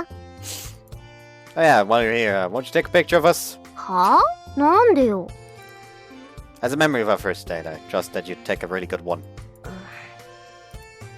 お断りでぷー。あんなブスを取ったら私の愛しいスレイプニールが汚れるわ。つかユリ、あんたもさっさと帰ってきなさいよね。Ceaselessly spouting offensive lines until the end, Hanako walks away. Yes, for what it's worth, you can take that as her form of encouragement for her sister. 浅場くんにはいつも喧嘩ばっかり見せちゃってるね。She's just worried about you. Tsukushima shows me a very worried expression, a surprised expression. If that wasn't the case, she wouldn't have specifically brought us here. Tsukushima smiles as if she herself was praised. そうなの。あの子、本当は優しいんだよ。浅場くんに告白する前から私を励ましてくれてて。I find myself somewhat taken aback by the fact that that smile resembles the one I saw in the fashion magazine. Should have just taken a picture of us, though. 無理だと思う。花は私を写真に撮ってくれたことは一度もないの。Not so. 新聞の記事でもそう。記事に書くのは生徒会のことばかりで。Some instances actually come to mind now that she says it. When we were doing the social campaign, she also mentioned that she'd write about it as a student council activity. Besides that, if I remember correctly, her article about the PMC and student council's fusion was also pretty short. あ、ごめんなさい。せっかく二人きりなのに、こんな話をしちゃって。No, it's okay. I'm already in full couple mode as it is. I show her our hands that have been joined for a while. Her face is getting red. She looks so sweet with a flushed face that I can't resist poking her cheek. プニプニしないでください。And how about a different spot? 他のところって。I just happened to lower my gaze. I consequently ended up directing my eyes towards her chest. I can't even realize where I'm looking at. I feel her hand and mine tense up. Neither voicing approval nor disapproval, she just keeps motionlessly standing there as if to let me do what I want. Saying that, I blurred out an excuse in a fluster. You know, that I was just kidding, right? 冗談？本当に？ Yeah, really. でも、浅場くん、いつも私のために我慢してくれてるよね。She stares at me with upturned eyes. 私ね、浅場くんに触られるのは嫌じゃないよ。でも、どうしてなのかな。好きなのに怖いって。Well, the truth is, I'm also afraid. You're my first girlfriend, so I can't just pin down that line between too intimate and too reserved. I constantly ask myself how far is okay for me to go, whether you'd come to hate me if I did this or that. Stuff like that. そうなの？ Yeah, but whenever I worry about this sort of thing, it also makes me just digest how much I love you and how important you are to me. I'm rather sure my face is also red right now. However, I keep looking directly at her without averting my eyes. Love is really hard to grasp. 本当だね。恋って難しいよ。Saying that, Tsukushima smiles. 浅場くんも顔が真っ赤っかになってる。Sunlight only makes it seem that way. 私だってそうだもん。Gazed at each other for a short while, and both of us simultaneously poked the cheek of the other. 浅場くん変な顔。 You want to talk? 女の子の顔にひどいことするのやめてください。 Ah, stop right there! Start to chase after Tsukushima, who let go of my hand and is now trying to run away from me. Bask in the setting sun's light, we run around on top of the hill until we're out of breath. It's this late already, huh? Before we realized it was already dusk. 少し疲れちゃったね。 Same, here orange juice. I passed Tsukushima, who was sitting on a bench, a cold can of juice. 浅場くんの分は？ Vending machine was quite the lazy bum, so I could only get her to spit out one single can. じゃあ浅場くんが飲みなよ。 I'm not too thirsty, so I'm good. You gotta be pretty worn out, though. What with all that walking and running around. We're on top of a hill, so naturally there were a fair amount of stairs to climb. 浅場くんと手をつないでたからドキドキしてたのしか覚えてないよ。 Is holding hands still embarrassing? 慣れましたけど。 In order to test her claim, I grasped one of her hands. ほら平気でしょ？ She has turned bright red in the blink of an eye. I recognize her effort, but she's utterly lacking persuasiveness. And intently gaze into her eyes. すみません。嘘つきました。 I don't mind it. ごめんね。でも花の話を聞いて。 She said quite a lot today, so I don't know what you mean exactly. 自分のことばかりじゃなくて浅場くんのことも考えなさいって話。好きな人には笑顔でいてほしいって。その通りだよね。 Oh, that. There's no need to brood over that so much. でも Hey, if you don't drink the juice already, it'll get warm. 浅場くん。 Yeah. Grasping the juice can with both her hands, she directs her gaze and seems to try to tell me something. ジュース半分こにしませんか？ Eh? Each of us a half. That means she's offering to successively drink from the same can. I'm okay with that, but are you fine with it? Of course, she can't possibly be fine. According to Hanako, her personality demands neatness to the degree that she won't even use someone else's chopsticks or spoon. But she holds out the can of juice to me with a serious expression. 先にどうぞ You don't have to force yourself to do this. どうぞ I suppose she's intent on going through with this as she brings the can even closer to me. Okay, I'll take just a sip. I open the can by pulling the pull tab and take a sip of the orange juice. Oh, it's pretty good. Okay, then here's the rest. もっと飲んでもいいよ I'll drink the rest if it turns out to be too much for you. In response to what I said, Tsukushima blushed even more. She once again grips the can I've returned to her with both of her hands and takes a deep breath. She closes her eyes, then tries to bring the can to her lips, but the momentum she must have proves insufficient as the can stops before reaching its destination. Tsukushima. 静かにしててください今飲みますから Another deep breath. No need to force yourself, really. Instead, let me see your face more clearly. I gently draw Tsukushima, who is staring at the can with a stern expression, closer to me. Short, lovely expression of puzzlement leaks out of her. 浅場くん While I remove her cap and glasses, I bring my face near hers so as to seal her lips. Our lips touched. At the same time, a short breath of surprise escapes her. Sorry, I didn't want the can's rim to steal your lips before me. After lightly pecking at her lips several times, I altered the angle and pushed my lips against hers. At that instant, her body tensed up.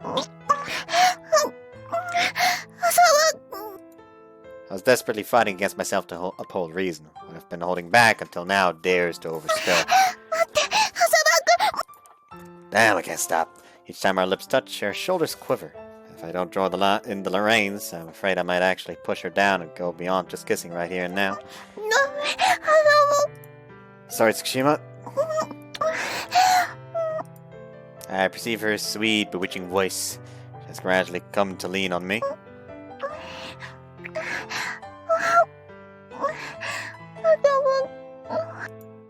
Feels like my mind is about to melt down. Forgetting even time, we both indulge in these sweet kisses. This is gonna be in the fucking newspaper next ユー time. リテレビ見ないの？俺好きだったっしょ。I shifted my attention towards the TV, a kiss scene started to unfold on the eerie TV drama. ねえ、朝場ってああいうのしたがらないの？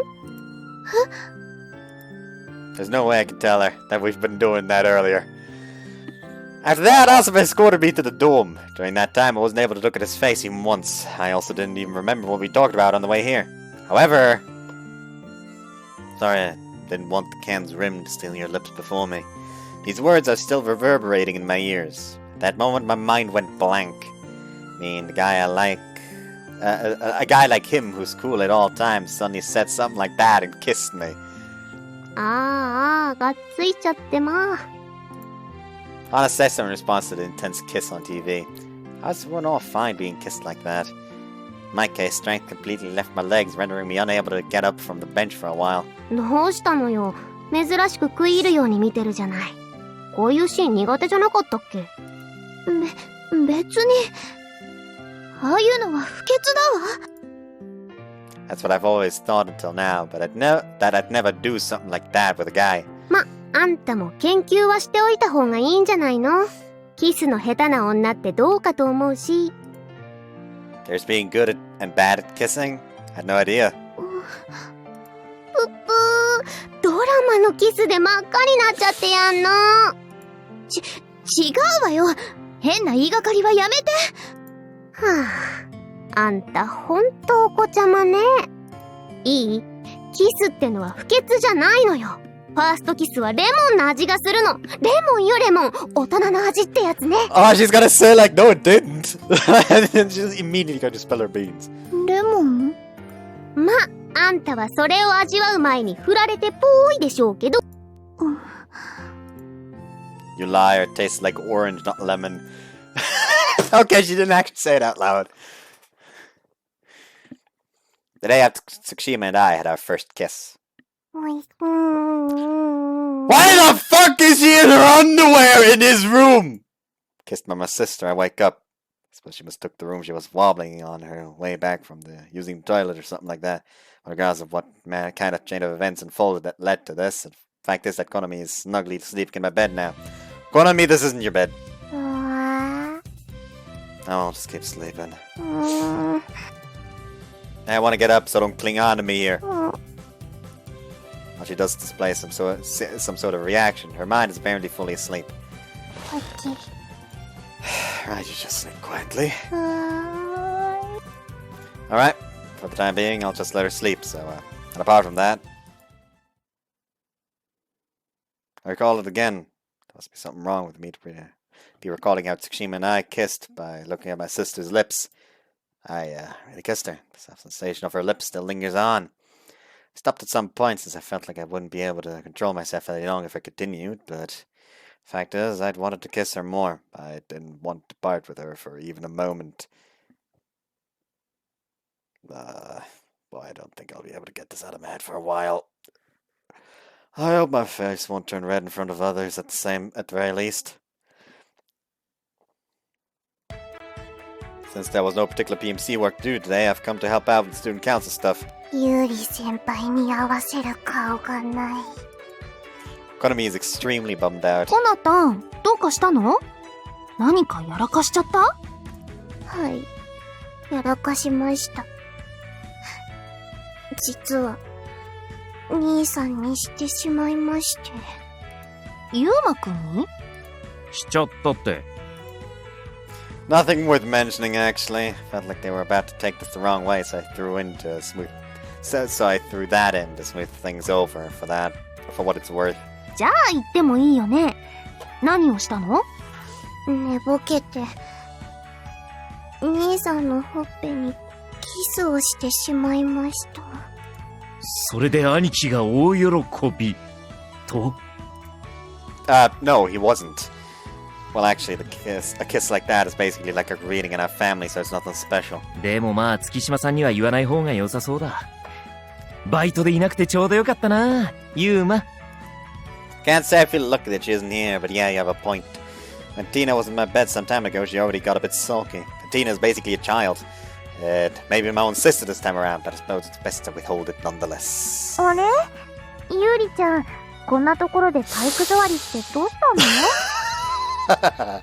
We heard Mio's voice from outside. みんな中にいるみたいだよ。あちゃー。もしかして全部聞かれてた？そう思って間違いないっすね。ごめんなさい、兄さん。The situation is not good, I think. Mio and Tsushima entered the student council room in the time we carried on our conversation. お疲れ様です。お疲れ様です。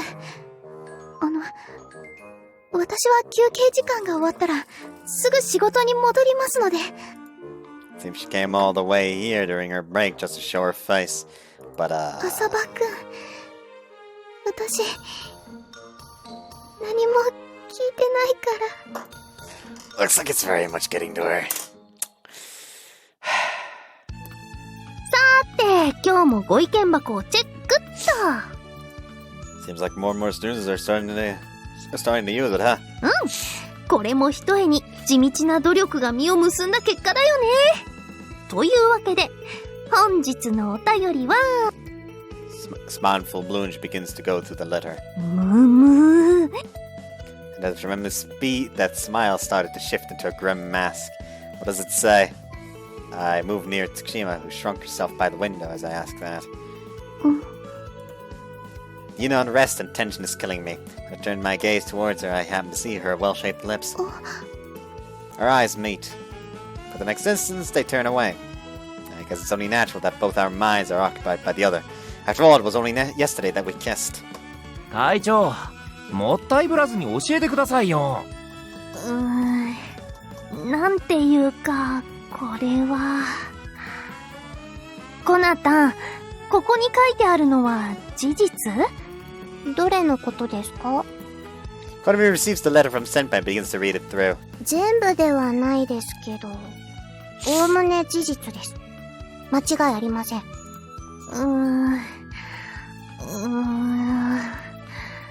そっか、事実か。What is it about? Having read the letter, Konami's expression also became clouded. ねえ、コナミちゃん、何が書いてあったの？コナタン、読んであげて。わかりました。Konami nods after throwing a quick glance towards me. 月島優里さんへ。あなたの彼氏はいつも母親にハグされたり、ほっぺたにキスされたり、一緒に寝たりしているようなマザコン男です。一度話し合った方がいいと思いますよ。以上です。What the hell? Why would anyone write this stuff? In the first place, no one except our family knows private stuff like that. I'm rather positive that either Konami or Aoi would tell I'm rather positive that neither Konami nor Aoi would tell others about that. Well, since I never slept together with Aoi, it's partly made up, though. At that point, someone bursts into the room and storms in. 人の不幸は蜜の味。ようやく朝バカのメッキが剥がれ始めたわね。あ、花ちゃんだ。月島姉さん、もしかして盗み聞きしてたのか？取材と言ってもらいたいわね。そんなことよりユーリも早くこんなマザコン野郎とは別れた方がいいんじゃない？ Hey, Hanako. この年で母親と抱き合ってる姿を想像してみなさいよ。浅場くんは家族思いの人だから。母親がほっぺにチューしまくってても一緒のベッドで寝てたりしても平気ってわけ。She's fallen silent in response to that. Tsushima. 心配しないで。私は全然気にしてないから。So as to not cause me worry, she displays a forced smile, saying that made my chest hurt all the more. あんたってほんと可愛くない女よね。こういう時に焼きもちを焼いてこそ男心がぐっとくるんでしょうが。焼きもちって、そういうのはよくわからないよ。それに、浅バカもどうかしてるんじゃないの？母親がほっぺにチューだなんて気持ち悪い。まさか靴下も履かせてもらってるんじゃないでしょうね。You have no right to butt into my family matters. Hanuko's words made me nearly lose my tempers, since it sounded like she was talking crap about Aoi. My words and tone unwittingly became rough around the edges. だったら、うちの妹のことには口出すかんね。ちょっと、花！今回の投書と、以前の有利の記事を書いたのは同一人物。私はそれが誰なのか知ってる。浅場、あんたは？ I don't. そうよ。所詮あんたはその程度よ。もしこれから先、有利に何かあったら守ってやれんの？ I have no means to refute that. 有利の記事を書いた子。ただのバカだけど、放っておくと調子に乗るわよ。What's her name? あんたに教えるわけないでしょ。惚れた女ぐらいてめえで守れ！それができないんだったら。She grasps Takushima's arm and glares at me. さっさと私の妹と別れろ！ This 浅葉くん、花の言ったこと気にしないでね。 conflict is fucking stupid. This conflict is literally just fucking stupid. Also, I don't want to believe, but there's a potential that this is Mio acting out of mild jealousy. I doubt that it actually is, though. Anyways, I'll try, but you don't mind that letter. I guess you won't be able to get it out of your head this easily. Tsukushima shakes my head. Oh, she's obviously just pretending. I couldn't simply keep quiet about all that was said. After my little clash with Hanako, I actually explained to her about Aoi and Konami. That naturally included that everything between us originated from nothing but family affection, and thus there should be nothing for her to worry about. But as expected, it figures that she couldn't wrap it up in her mind and be done with it that easily. Hey, could you come over here for a moment? For a moment? Huh? Beckoning her, the two of us take one step outside the school gate. Lean forward a bit, then kiss her on the cheek. Unable to look at her face, I take her hand and let my gaze wander towards the night sky. We're both under PMC, so as long as we're on the school grounds, we can't do this sort of thing. But here it's okay, right? ごめんなさい。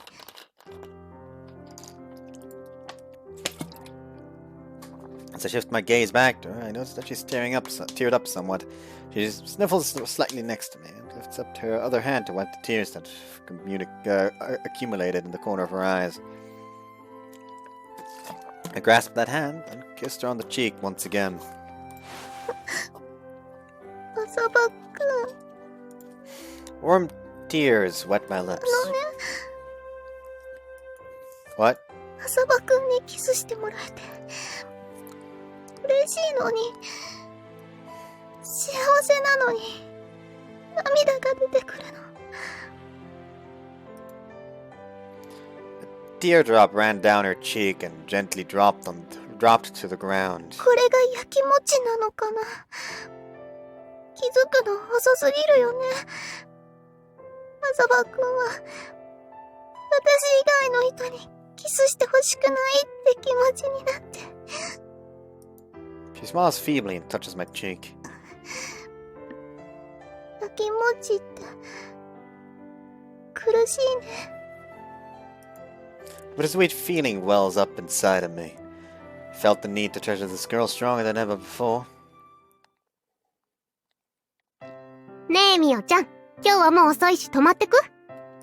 でも、お泊まりセットを持ってきてないよ。そのぐらい平気平気。下着もパジャマもユリの勝手に使っちゃって。いいの？じゃあ、お泊まりしちゃおうかな。よっしゃ決まり。そうそう、実はみおちゃんにおすすめの漫画が入荷したのよ。本当？あれ、おかしいわね。ここに置いといたはずなのに。さては有利の仕業ね。勝手に掃除するなって言ってんのにさ。ねえ、花ちゃんは寂しくない？ゆりちゃんに彼氏さんができて。別にって言いたいけど、年がら年中一緒にいたからね。そりゃ少しは寂しいわよ。浅場に妹を取られちゃったみたいでさ。花ちゃんも焼きもち焼 Like いて I'm るんだ。 currently like 80-20 split on between I say 80-20, it's more like 40-40-20 split that she's doing this. Like 40% she's doing this, 20% Mio's doing this, and 40% some other person we don't know is doing it. いや、別にそういうわけじゃ。違うの？みおちゃんの言う通りかもね。きっと浅場ユーマに焼いてるんだわ。す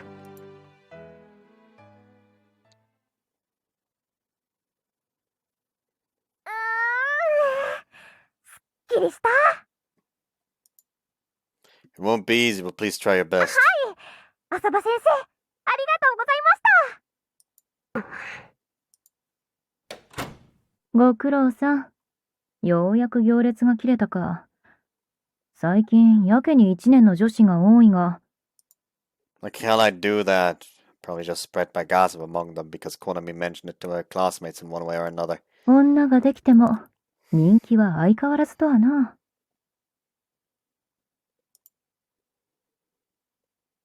ああいうのが気に入らないのよ。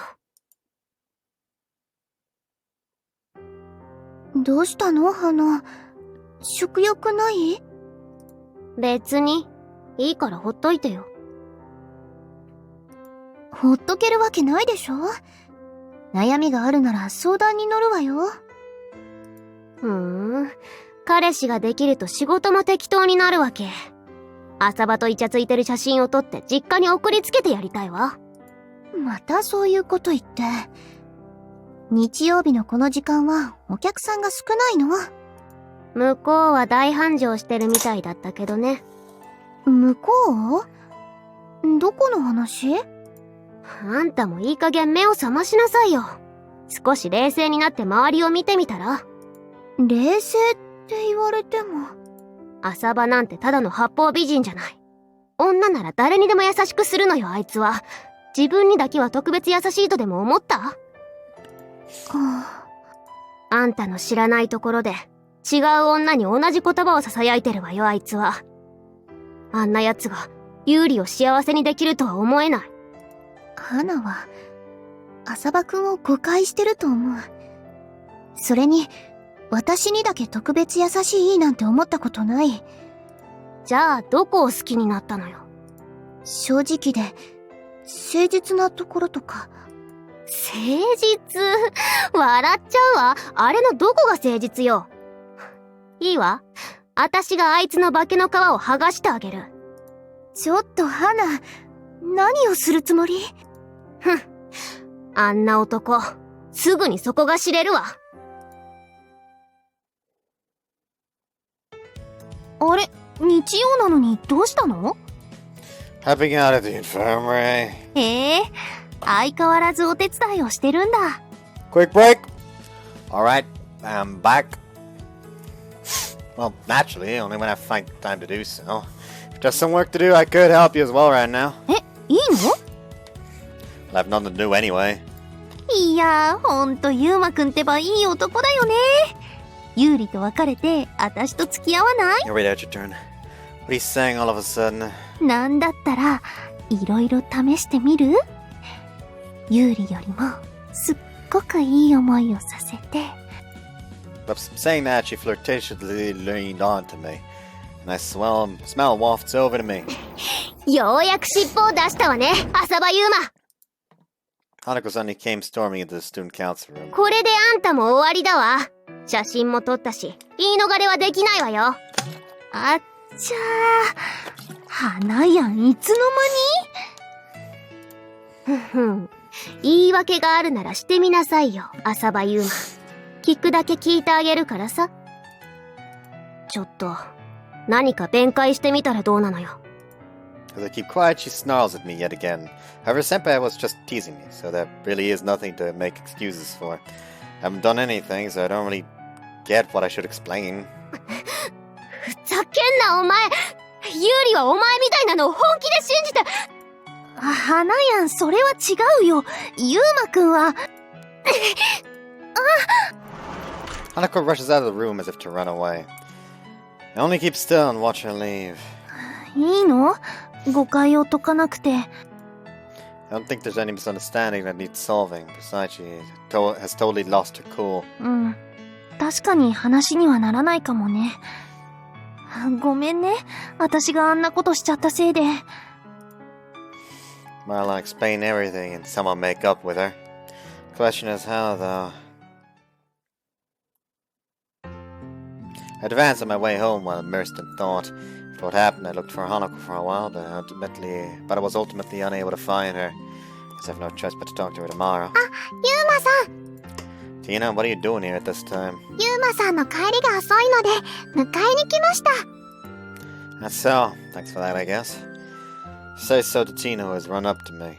So, what's the real reason? 恋の妖精として、ユーマさんの恋が順調か確認しようと思っただけです。See, I figured as much. それでユーマさん、今幸せですか？ Happy, huh? I wonder. Without a doubt, I'm happy about dating Tsukushima. However, unless I do something about Hanako, her smile is probably going to get clouded again. Apparently, it's a call from Tsukushima. Seeing the displayed name of the caller slightly accelerates my heart. Tina will be quiet for a while. I nimbly operate myself and voice that request towards Tina. Yeah. 夜分恐れ入ります。私、ユーマさんと仲良く。Tsukushima, you called my cell phone, so there really is no need to introduce yourself. So what's the deal? 実は花が門限を過ぎても帰ってこないの。Hanako isn't back? ミオや友達にも電話で聞いてみたけど一緒じゃなかったから、浅場くんのところに行ってないかと思って。No, she isn't. You can't get through to her either? 電話にも出ないから心配で。I recall what occurred at the student council room. I don't want to think that's the cause, but either way, it doesn't really matter right now. Okay, I'll go look for a while. I'll give you a call when I get any news, so don't worry. いいの？ごめんなさい。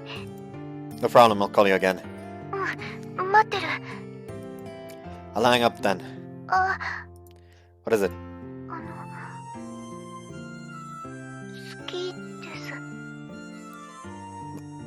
What was that out of the blue? 今日は仕事で会えなかったから伝えておきたくて。ごめんなさい。She says something like that. I have no choice but to answer accordingly. Me too. Tina stares at me with such focus, she's basically boring herself into me. To escape that gaze, I turn my back towards her, then quietly whisper into my cell phone. I love you, Tsukushima. はい。ありがとうございます。Having said everything that needed to be said, I ended the call for now. ユーマさん、ラブラブですね。Leave me alone. More importantly, something came up. Sorry, could you go home by yourself? 誰か人を探してるですか？ Yeah, Hanako. She's Tsukushima's twin sister. You probably don't know her, though. 知っています。うるさい人ですね。Mind explaining when exactly you got to know her without my knowledge? 恋の妖精は何でもお見通しなのです。ゆりゆりさんの後をこっそりつけたとかじゃないですよ。Okay, seems like she shadowed Tsukushima. Well, I guess pursuing that right now will only serve to waste time. Anyways, I'll go search for Hanako now, so... 大丈夫です。近くにいるみたいですから。Eh? Do you know where she is? えへん。恋の妖精に不可能はないのです。いえ、私の力でございます。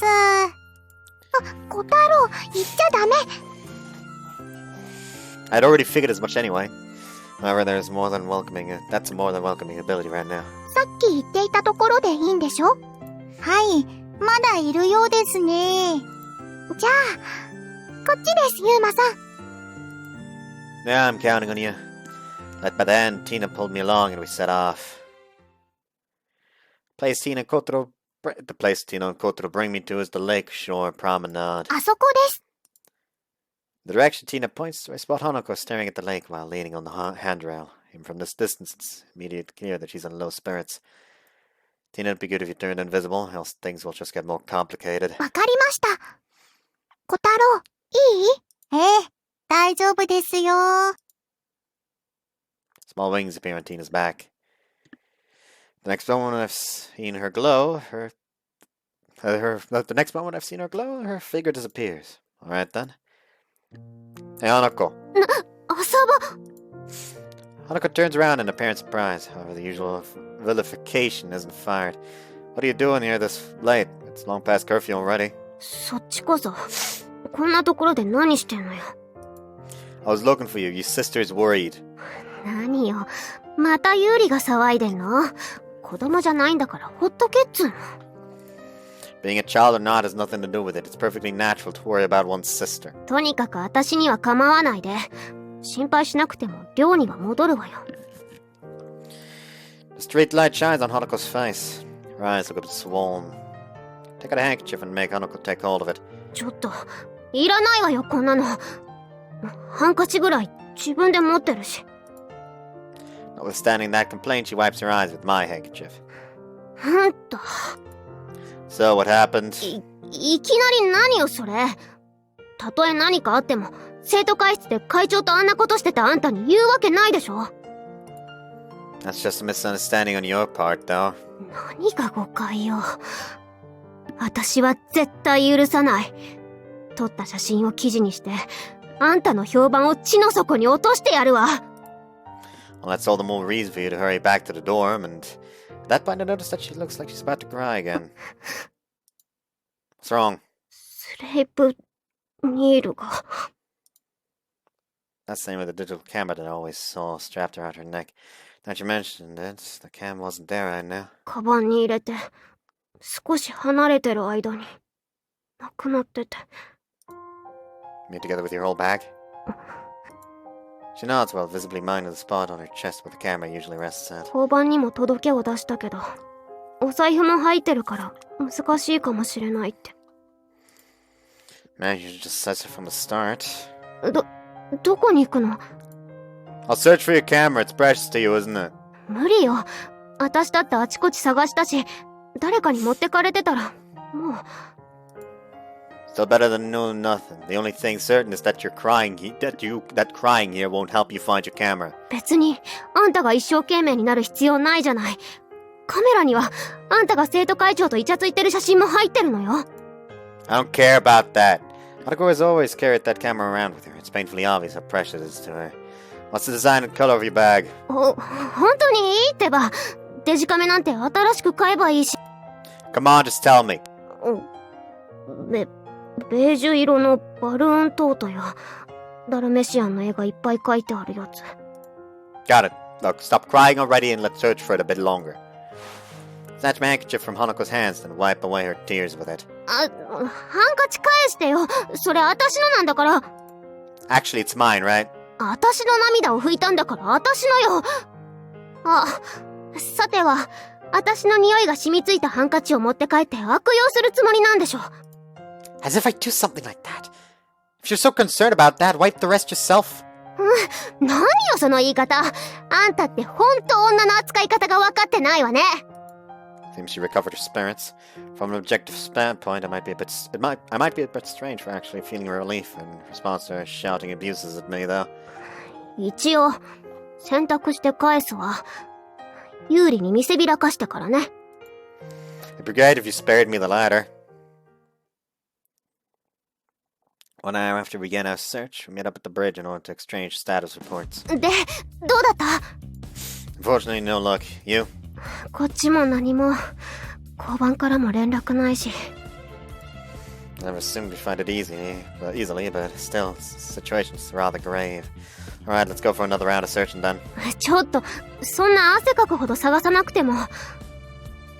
じっとしてて、顔の汗拭くから。Okay. Hanako wipes my forehead with a handkerchief she had in her hand, not the one I lent her.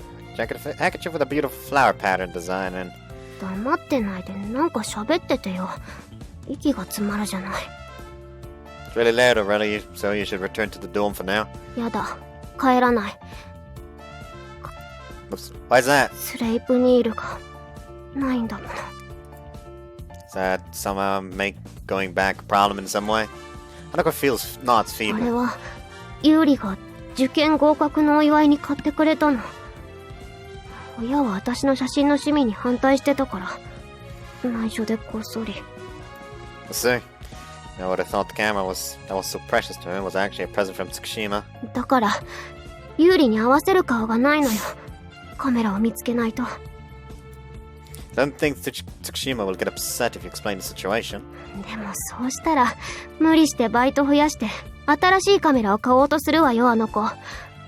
ユーリがそういう性格だってのは分かってるでしょ。 Yeah, right. If it's for Hanako's sake, I suppose she'll gladly use up her savings. It's all the more reason to find your camera. My sweat is gone already, thanks. Take the handkerchief that was touching my face. あ、それ私のハンカチ。 I'll give it back once I've cleaned it. Until then, consider our handkerchiefs exchanged. 面倒だしそれあげるわ。その代わりあんたのハンカチもらっとくから。 The handkerchief is a men's one, you know. 私のは女物だけど。 Touche. じゃあまた1時間後にここで。 Leaving these words with me, Hanako runs off. Considering the current time, this will likely be the last round of searching today. Alright, next I'll check. 探し物まだ見つからないんですか？ Tina suddenly peers and asks. I suppose she's been following me around the whole time while remaining invisible. 私もお手伝いします。ティナ様、お人よしすぎるのはいかがなものでしょう。人間の手助けなどする必要ないのでは？ Alright, maybe. Suddenly an idea hit me and I looked at Hanako's handkerchief. ユーマさん、どうかしましたか？ Hey Kotaro, do you have a good nose? 私はただの愛らしいぬいぐるみでございます。 I mean when you're in your original form, wolf or whatever form. Anyway, your true form. If you have a keen sense of smell, could you try to trace the smell of this handkerchief? お断りいたします。川に投げ捨ててみますか？ No, that actually be slightly over the top. ティナ様、何をするおつもりで？ぽい。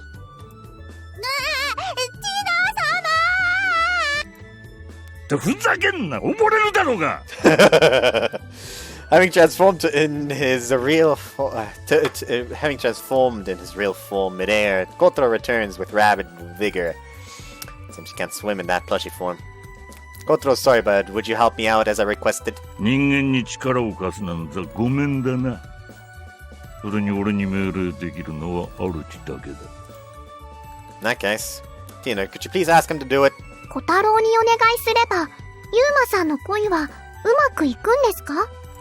I know, but Hanako is Tsukushima's sister. Seeing her sad will make Tsukushima sad as well. I don't just take the easy way and simply reaffirm her question, but instead tell her what I really feel and think. Is that not good enough a reason? わかりました。 Whether she understood what I said or not, Tina nods resolutely. ユーマさんの恋のためなら協力は惜しみません。私は恋の妖精ですから。 Thanks, Tina. Oh, yeah. じゃあ、小太郎、お願い。仕方ねえな。In response to Tina's request, Kotaro reluctantly sniffs the handkerchief. ほとんど男の汗の匂いじゃねえか。 Sorry, that's because I wiped my sweat with it a short while ago. Does that make it too difficult? そんなわけねえだろ。 Having presumably memorized the smell, Kotaro sniffs the air around him. Upon that, こっちだ、ついてきな。he broke into a run. 本当にこっちなの？ああ、間違いね Without the slightest hesitation, Kotaro has led us to the school's campus. Does that mean the thief is a student? え。この辺だな。 Here? I don't see anyone else around, but I guess Hanako's bag must have been thrown away somewhere around here. ユ Or ー something. マさん、あそこで何か動いてます。 Where? I direct my gaze towards the direction Tina points at. Thereupon I indeed spot a small silhouette near the water fountain. どうするんだ？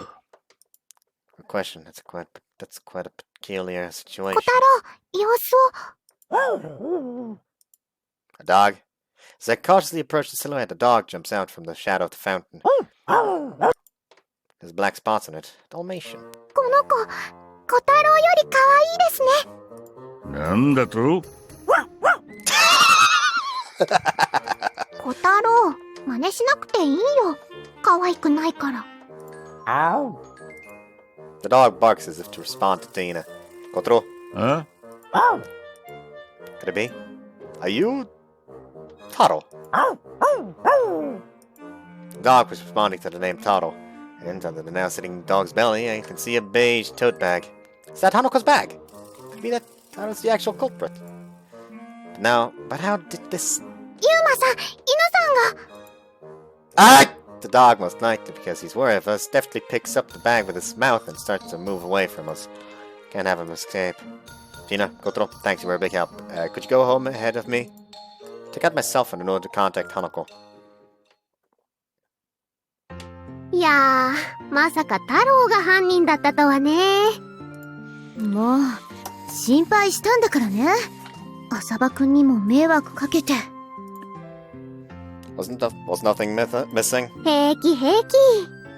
はぁ、スレイプニールおかえり。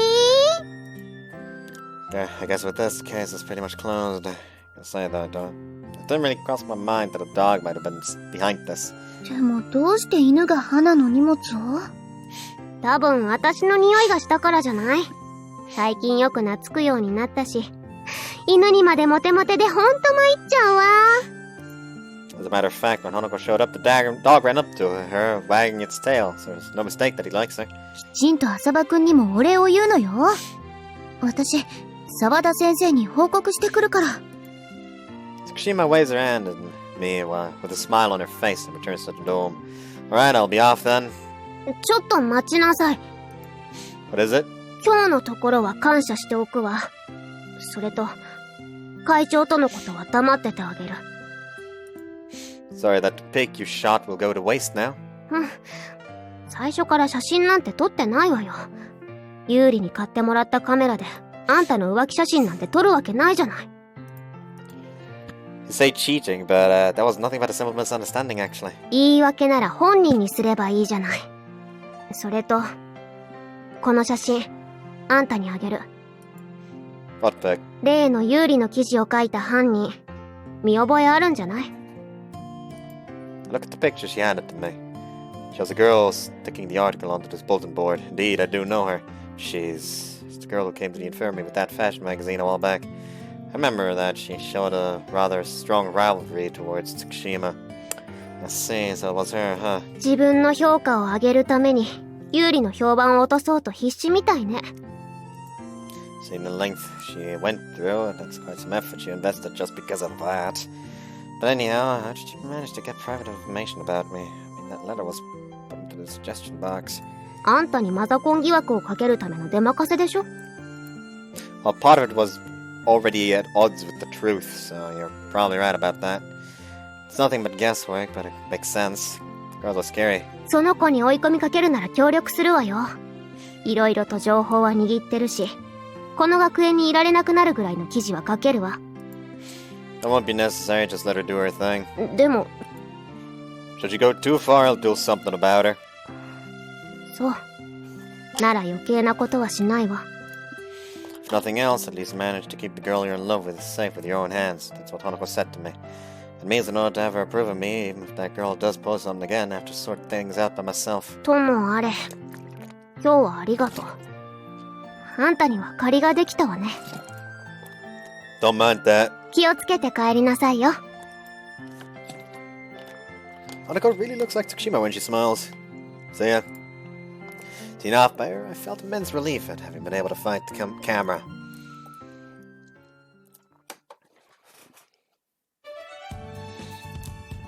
Lunch break! Oh, I still have the fucking webcam on. Whoops. All the members have gathered at the student council room. We'll make progress on odds and ends. We make progress on odds and ends that had piled up while carefree chattering unfolds between us. お腹でも痛いんですか、先輩。そうじゃなくて、ちょっと気になることがあってさ。気になることっすか？うん。でもな。What you groaning about? Oh, whatever. Tsukishima, do you have a moment? 何？ Suddenly our eyes meet. She blushes and displays an embarrassed grin. She's as cute as ever. 見つめ合ってニヤニヤしてんじゃないわ How よ。 the fuck did you get here? Oh, you were here, huh? いたわよ。っていうか気づいてなかったんかい。 Well, you were super quiet for once. 私が黙ってたらおかしいって言うの。 Nah, that's not it. Just thought that it wasn't very like her. こほん。はいはい。そこの風紀委員ズも注目。どうかしましたか、神保先輩。別にそこまで重要なことじゃないんだけどね。ゆうまくん、ここにいる子たちの名前を呼んでみてくれない？ Want me to say everyone's names? 普段通りに呼ぶ感じでいいから。Okay. Why is she making me do that? I don't really get it, but there's no harm in just doing as she says. Mio, Konami, So, Hanako, Tsukishima. やっぱり。どうしてユーリだけ名字なの？彼女なのに。もしかすると、二人きりの時だけ名前で呼んでるのかもしれませんよ。ユーリ、まさか名前で呼んでもらってないの？おい、ユーマ。マジか。I'm still calling her by her surname. うわ、信じらんないわ。ユーリはそれで満足なわけ？朝場に名前で呼んでほしくないの？ With Hanako having gone on at her, Tsukishima looks at me with a troubled expression. It's merely the result of missing the right timing, I think. After all, if I suddenly called her by her name without her on her face, it'd be kind of familiar of me. あ、考えてみたら、私も神保先輩って呼ばれてる。もしかして、ユーリと同レベルで好かれてるってこと？ No, it doesn't. なら名前で呼んでほしいのにな。初めて会った時から会んでいいよって言ってるのに私は呼ぶなって言ってるのに花子でしたけどね。いいなあ、花やん。嬉しくないですよ。つか朝場、私だって月島なんだから少しは考えろ。そういえばそうだよね。ゆうりちゃんも花ちゃんも月島さんだ。そうなのよ、みおちゃん。こいつの月島愛してるは私に言ってるのと同じなのよ。That kinda sucks! 何が嫌なのよ、こら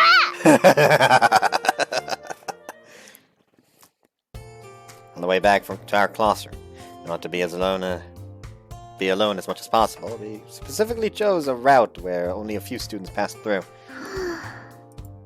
What's wrong? Heaving a sigh and all? 改めて、神保先輩や花に言われて、自分で自分が嫌になったの。ただの呼び名のことなのに。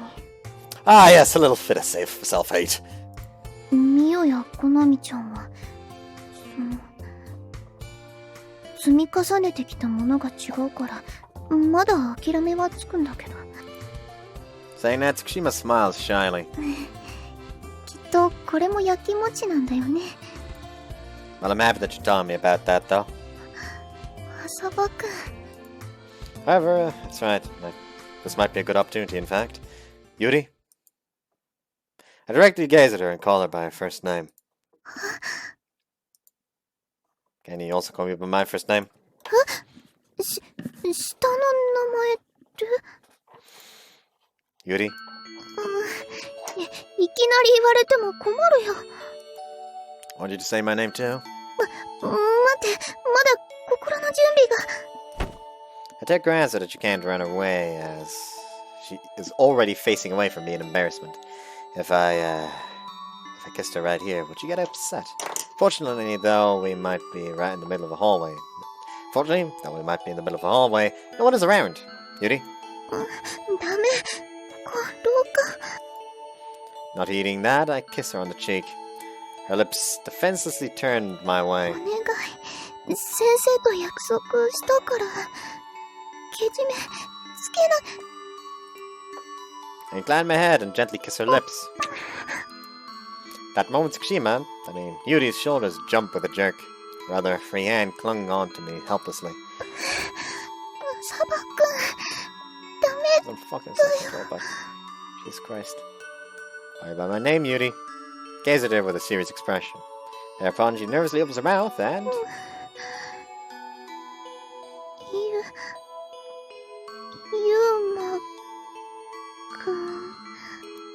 finally called me by my name.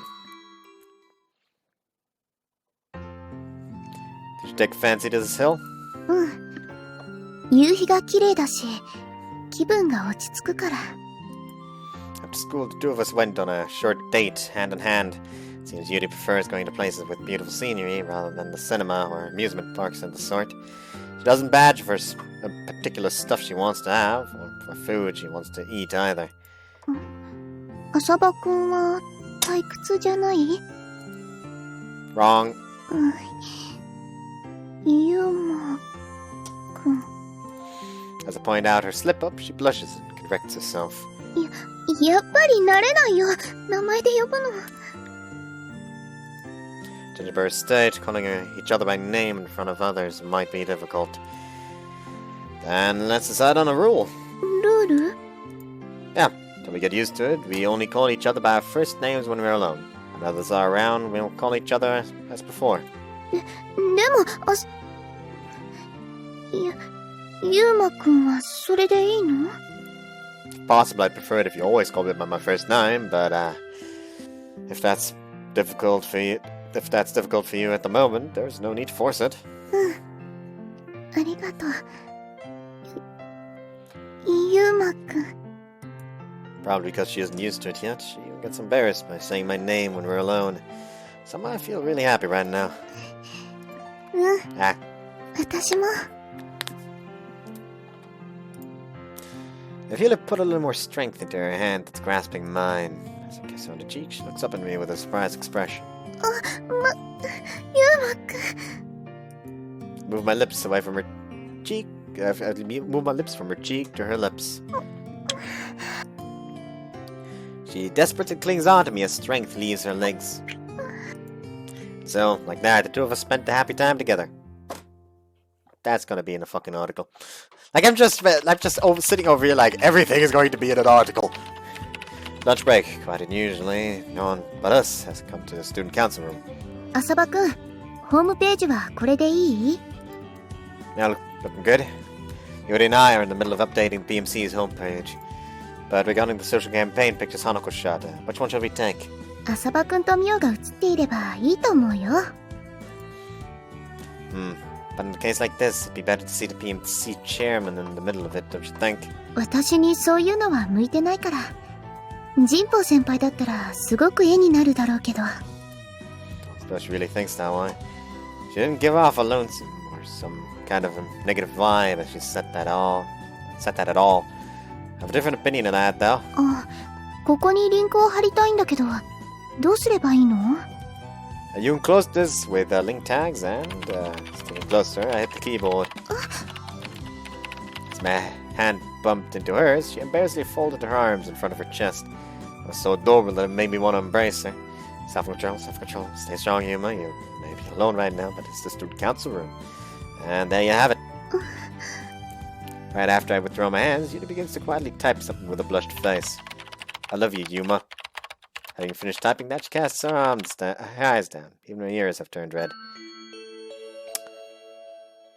Yuri, if you do something like that, my already brittle self-control can't possibly last. Embrace her, and press my lips against her pure white nape.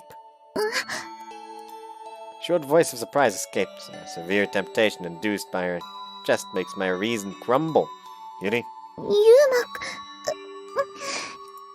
After a kiss on her cheek, I seal her lips.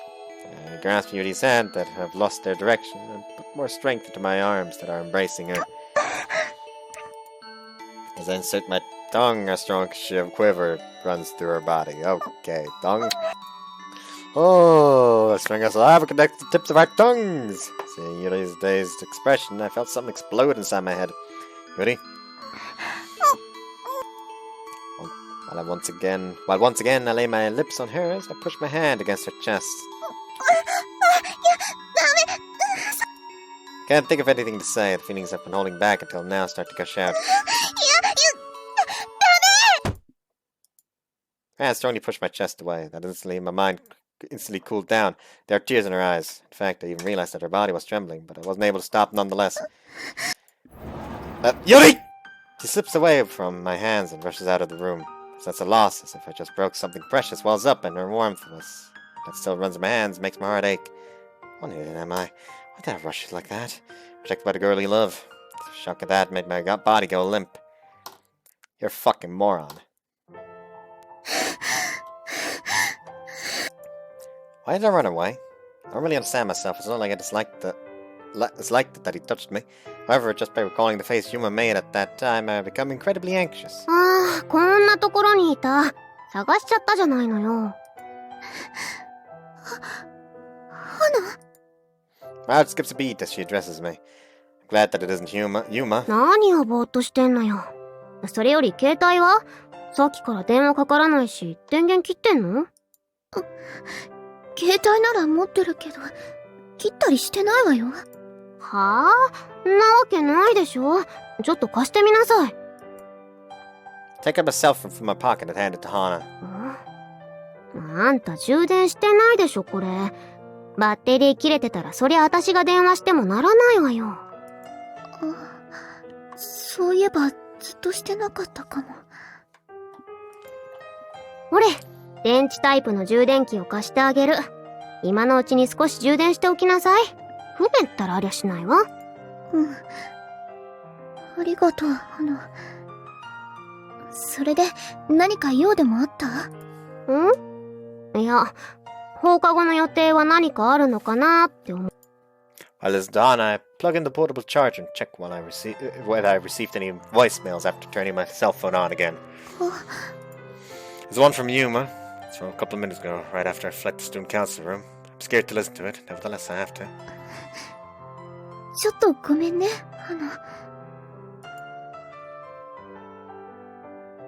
After giving Hana a short notice, I'll bring my cell phone to my ear.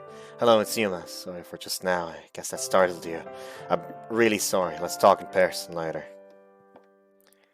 It feels so painful that I want to cry. I'm the one who has to apologize, and yet I have to pull myself together. I need to properly face Yuma. Face him and his natural desires as a man. 失礼します。 Oh, that's what she thinks that's where she thinks this is gonna go. This is gonna be extremely awkward. He's like, I'm sorry. I'll hold myself back until you're ready. She's just already in the middle of stripping. That's that what it's about? どうした月島？もう昼休みも終わるぞ。はい。実は沢田先生にちょっとご相談がありまして。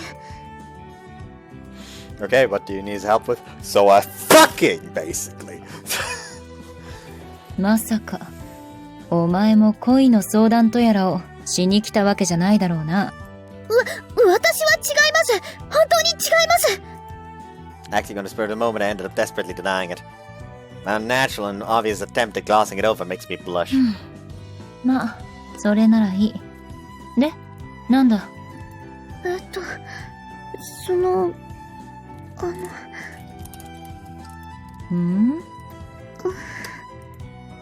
？What should I do? Because I just denied it. I don't know how I should bring it up now. I remain silent with my eyes cast down. そうだ。一つためになる話をしてやろう。何ですか？男と女は似て非なるものだ。性ホルモンのバランスも違えば、性欲がピークに達する時期も違う。Her words made me catch my breath. Sawada continues without even giving me a look. 特にお前らぐらいの年代なら、男は一番やりたい盛りだ。衝動的に狼になることもある。男に性欲を我慢させるっていうのは、そうだな。お前らがダイエットの最中に目の前でうまいもんをバクバク食われ続けるような。そんなに辛いんですか？いいよ。その何十倍だ。そんなに。 How could I make Asuba suffer like that? Probably wasn't just today. I only never noticed. For my sake, he is always. おせっかいかもしれないが、首筋のキスマーク、隠すなりなんなりしておいた方がいいぞ。No way, that was a hickey! あと、ゴムは忘れずにな。つけずにして傷つくのはいつも女の方だ。Somehow it feels like I was read like an open book. It feels like my face is burning up from embarrassment. In the end, I didn't get the chance to have a proper conversation with Yuri after the lunch break. I wanted to talk to her after school, but as things turned out, it appeared she had already left when I was about to approach her. That was a total failure on my part. How should I apologize to her for that? Like she's already back in his room. I don't think I fell out of favor with her just because of that, but still. Yep, she's already here. Yuri? Surprise hit me when I arrived at home, like a fucking baseball bat to the face. Surprising, visibly nervous Yuri is standing before the front door. Why are you here? そのお昼のことでお話を。I see. That sounds governed for a while. I fear we won't make any headway like this. It's awkward to stand around and talk here, so how about you come in first? Yuri nods lightly with a bright red face. Seems no one else is home yet, and Tina's also nowhere to be found. Having confirmed that, I vigorously bow my head before her just as we enter my room. Yuri, I'm so sorry! Yuma-kun? I lost myself during lunch break. That must have startled you. Sorry for scaring you. 待って。謝らなくちゃいけないのは私の方だよ。肝心な時に怖くなって、Yuma-kunの前から逃げ出して。Yuri? でもね、私ね。That she latched on to me. What? Enveloped with a warm and soft sensation, coupled with Yuri's nice smell, I felt dizzy for a short moment. I thought you may have come to hate me. I whispered that close to her ear while I softly embraced her. そんなことあるはずないよ。Sorry for scaring you. I'm really sorry. Guess we're done with this topic then. Let's not talk about it anymore. I feared our relationship might have suffered a crack or two from my little rampage. I felt so glad everything is okay. It was a huge load off my mind. I have to exercise better self-control from now on. So, see Yuri, I'd be thankful if you let go of me now. Since she's embraced me directly from the front, I can sense two cushions being strongly pressed against my chest. I just imposed better self-control on myself, but the situation is naturally rather harsh on me. Yuma-kun. これ。Yuri? 私、男の人のこと全然わかってなくて、Yuma-kunに何度も我慢させちゃって。だから、どうぞ。She lets go of me for now and holds out a small box. Condoms? Condoms suddenly thrust before me, accompanied by a go ahead. I'm logically rather... no, totally nonplussed. どうしてそんなにキョトンとしてるの? Well, that's only natural when you suddenly hand me something like this. Don't tell me you went to buy them yourself. さっき、ここに来る前に薬局に寄って、買ってきました。Is that why you hurriedly left the classroom as soon as homeroom was over? However... どうして笑うの? Yuma-kun ひどい! Sorry, it's just that I tried to imagine how you felt when you bought those. そんなの緊張してて覚えてないよ。恥ずかしくて、お店の人の顔も見られなかったし。I already said so before, but you You're really trying too hard all by yourself. だってユウマくんには本当に申し訳ないと思ってるの。だからこれ Alright, he just puts it on and jacks 使っ off. てください。 Like, all he does is just put it on and jack off. Anything else? Humor, actually that's stupid. Yes, I am. You effectively always shy Yuri gazes at me with serious eyes. Thanks, but are you sure it's okay? 相手はユウマくんだもの。 I'll see. Got it. Your feelings make me so happy that I even want to thank her. I embrace her, then proceed to gently kiss her. Then they fucked. However, I don't trust this game, right? She's probably gonna be naked. No, it's the next stage. He's not naked. Also, I forgot to set up the sensors. That would have not done much. Because I like went first for the 2 sensors and then just turned off the game. But I know but I only turned off the game because I noticed, wait, the sensors aren't coming on. Whoops. The next day, Saturday. There's actually no school today, but once again, by reason of PMC and work, I've come to school all the same. あら、お久しぶり。 No! I thought we were rid of you! Ah! Extremely startled, I almost instinctively jump away from the voice that all of a sudden sprang at me from a rather short distance. 私よ、私。いやね、そんなに驚いて。でも、そんな顔も素敵よ。 If memory serves me right, this guy is Iberian or something, was it? Right, he all of a sudden popped up in my room and engaged in a stare down with Kotaro. What business does a Soul Reaper have at my school? どうしてかしらね。でも、どうでもいいじゃないの。そんなことは。As the pansy Soul Reaper had said so, he drew himself closer to me. ねえ、ここには邪魔者もいないみたいだし、男同士で親交を深めましょう。No thanks. もう釣れないわね。けど、そんなところも素敵よ。Boy, this guy's as gross as ever. That's never going to happen. You ought to give it up. I already have a girlfriend who I love. なんですって？女？どうやったら女にうつつを抜かしちゃったの？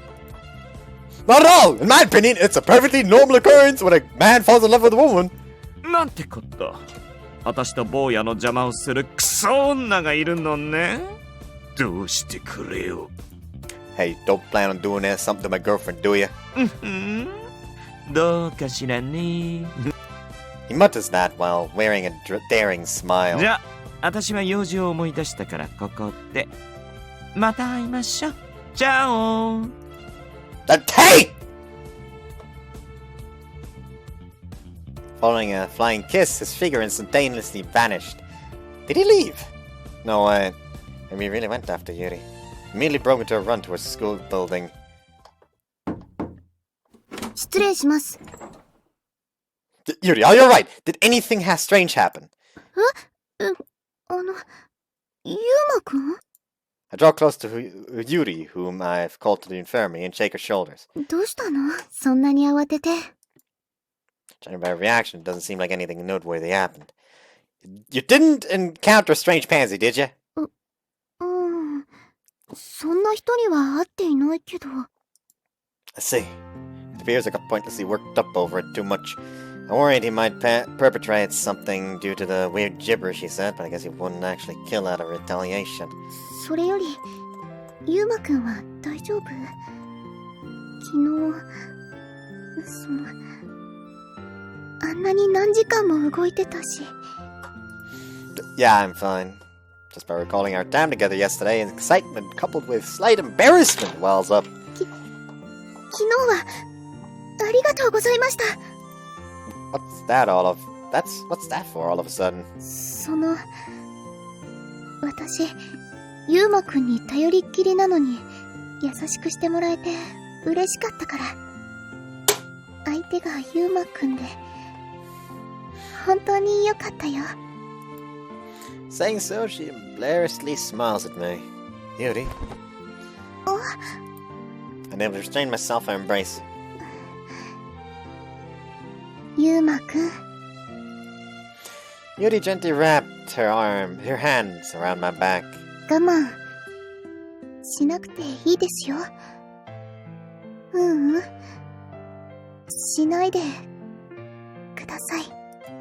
It's about a parent, she mustered all the courage she can to say that. However, if I were to do so, as she says right now, I'd probably push her onto a bed right here. I desperately summon my self-control and let go of her. Well, but I'll hold myself back. しちゃうの？ Of course, even if we don't wear our armbands, we're PMC members all the same, right? Thus, while in school, I need to hold myself back from anything that disturbed the public morals. 風紀委員として今まで以上に自覚と責任を持ってみんなのお手本になれるようにしないとね。 Accordingly, holding hands and stroking your hair is banned at school. That also goes for kissing, obviously. 禁止しちゃうの？ She looks at me with upturned, clinging, amorous eyes. Maybe my self-control isn't strong enough to get me through this. 太郎がいるだけで癒されるわ。っていうか、今日はもう帰るの？ Like, she's just like, you feel bad kissing. She's just, oh, fuck. Yeah, Yuri has to work. うわ、名前呼び。まさかユーリもユーマくんとか呼んじゃってるわけ？ Does occasionally. It's too embarrassing for her to always call me that. はあ、相変わらずめんどくさい性格。あんたもよくあんなのと付き合えるわね。She is annoying. Besides, talking with her is really soothing. It makes me feel comfortable. ばっかじゃないの。それよりあんた、ユーリに何かした？どう？ Oops. Must be your imagination. There's no doubt the reason behind that is that we had sex, but I don't feel like revealing that to Hanako. At all. 今の間、怪しいわね。何か身に覚えがあるんでしょ。 No, I don't. I expect from a newspaper club member. She's really sharp. 喧嘩でもした？ねえねえ喧嘩？それとも人に言えない何かをしちゃったとか？ Even if that was the case, I wouldn't tell you, or anyone for that matter. はあ？なんでよ。 Isn't it obvious it's a matter of Yuri's and my privacy? たくつまんない男ね。 Well, I don't need to be interesting in your eyes. There's no way I could tell the sister of my girlfriend we had sex for the first time yesterday. でもさ、ユーリが本当にあんたを好きなのか、私は疑問なんだけど。 Buddy, I don't know either! What do you mean? 今って、俗に言う恋に恋しちゃってる状態なわけだし、それが冷めたら、ただの浅場くんに逆戻りかもってことよ。 Is that really possible in Yuri's case? However, well, I'll deal with that should it actually happen. Should a time come that we break up, I suppose that mean that Yuri fell out of love with me. はぁ、まったく。哀れよね、あんたは。 Why is that? ユーリは本気であんたを好きになったわけじゃないの。 You're saying she isn't serious? ええ、試しに聞いてみたらいいわ。 Ask her, like, what, do you really love me or something? それより、そうね。もし、私が浅場ユーマを好きだって言ったらどうするか、とか。 You with me? But why? ただの例え話。けど、ユーリが本気であんたを好きなら、私になんて絶対に譲らないでしょ？ Well, that's true, I suppose. だから聞いてみればいいでしょ？それであの子の本音を聞いて、失望したらいいわ。 Become somewhat anxious as Hanako states that with brimming confidence. Yuri doesn't really.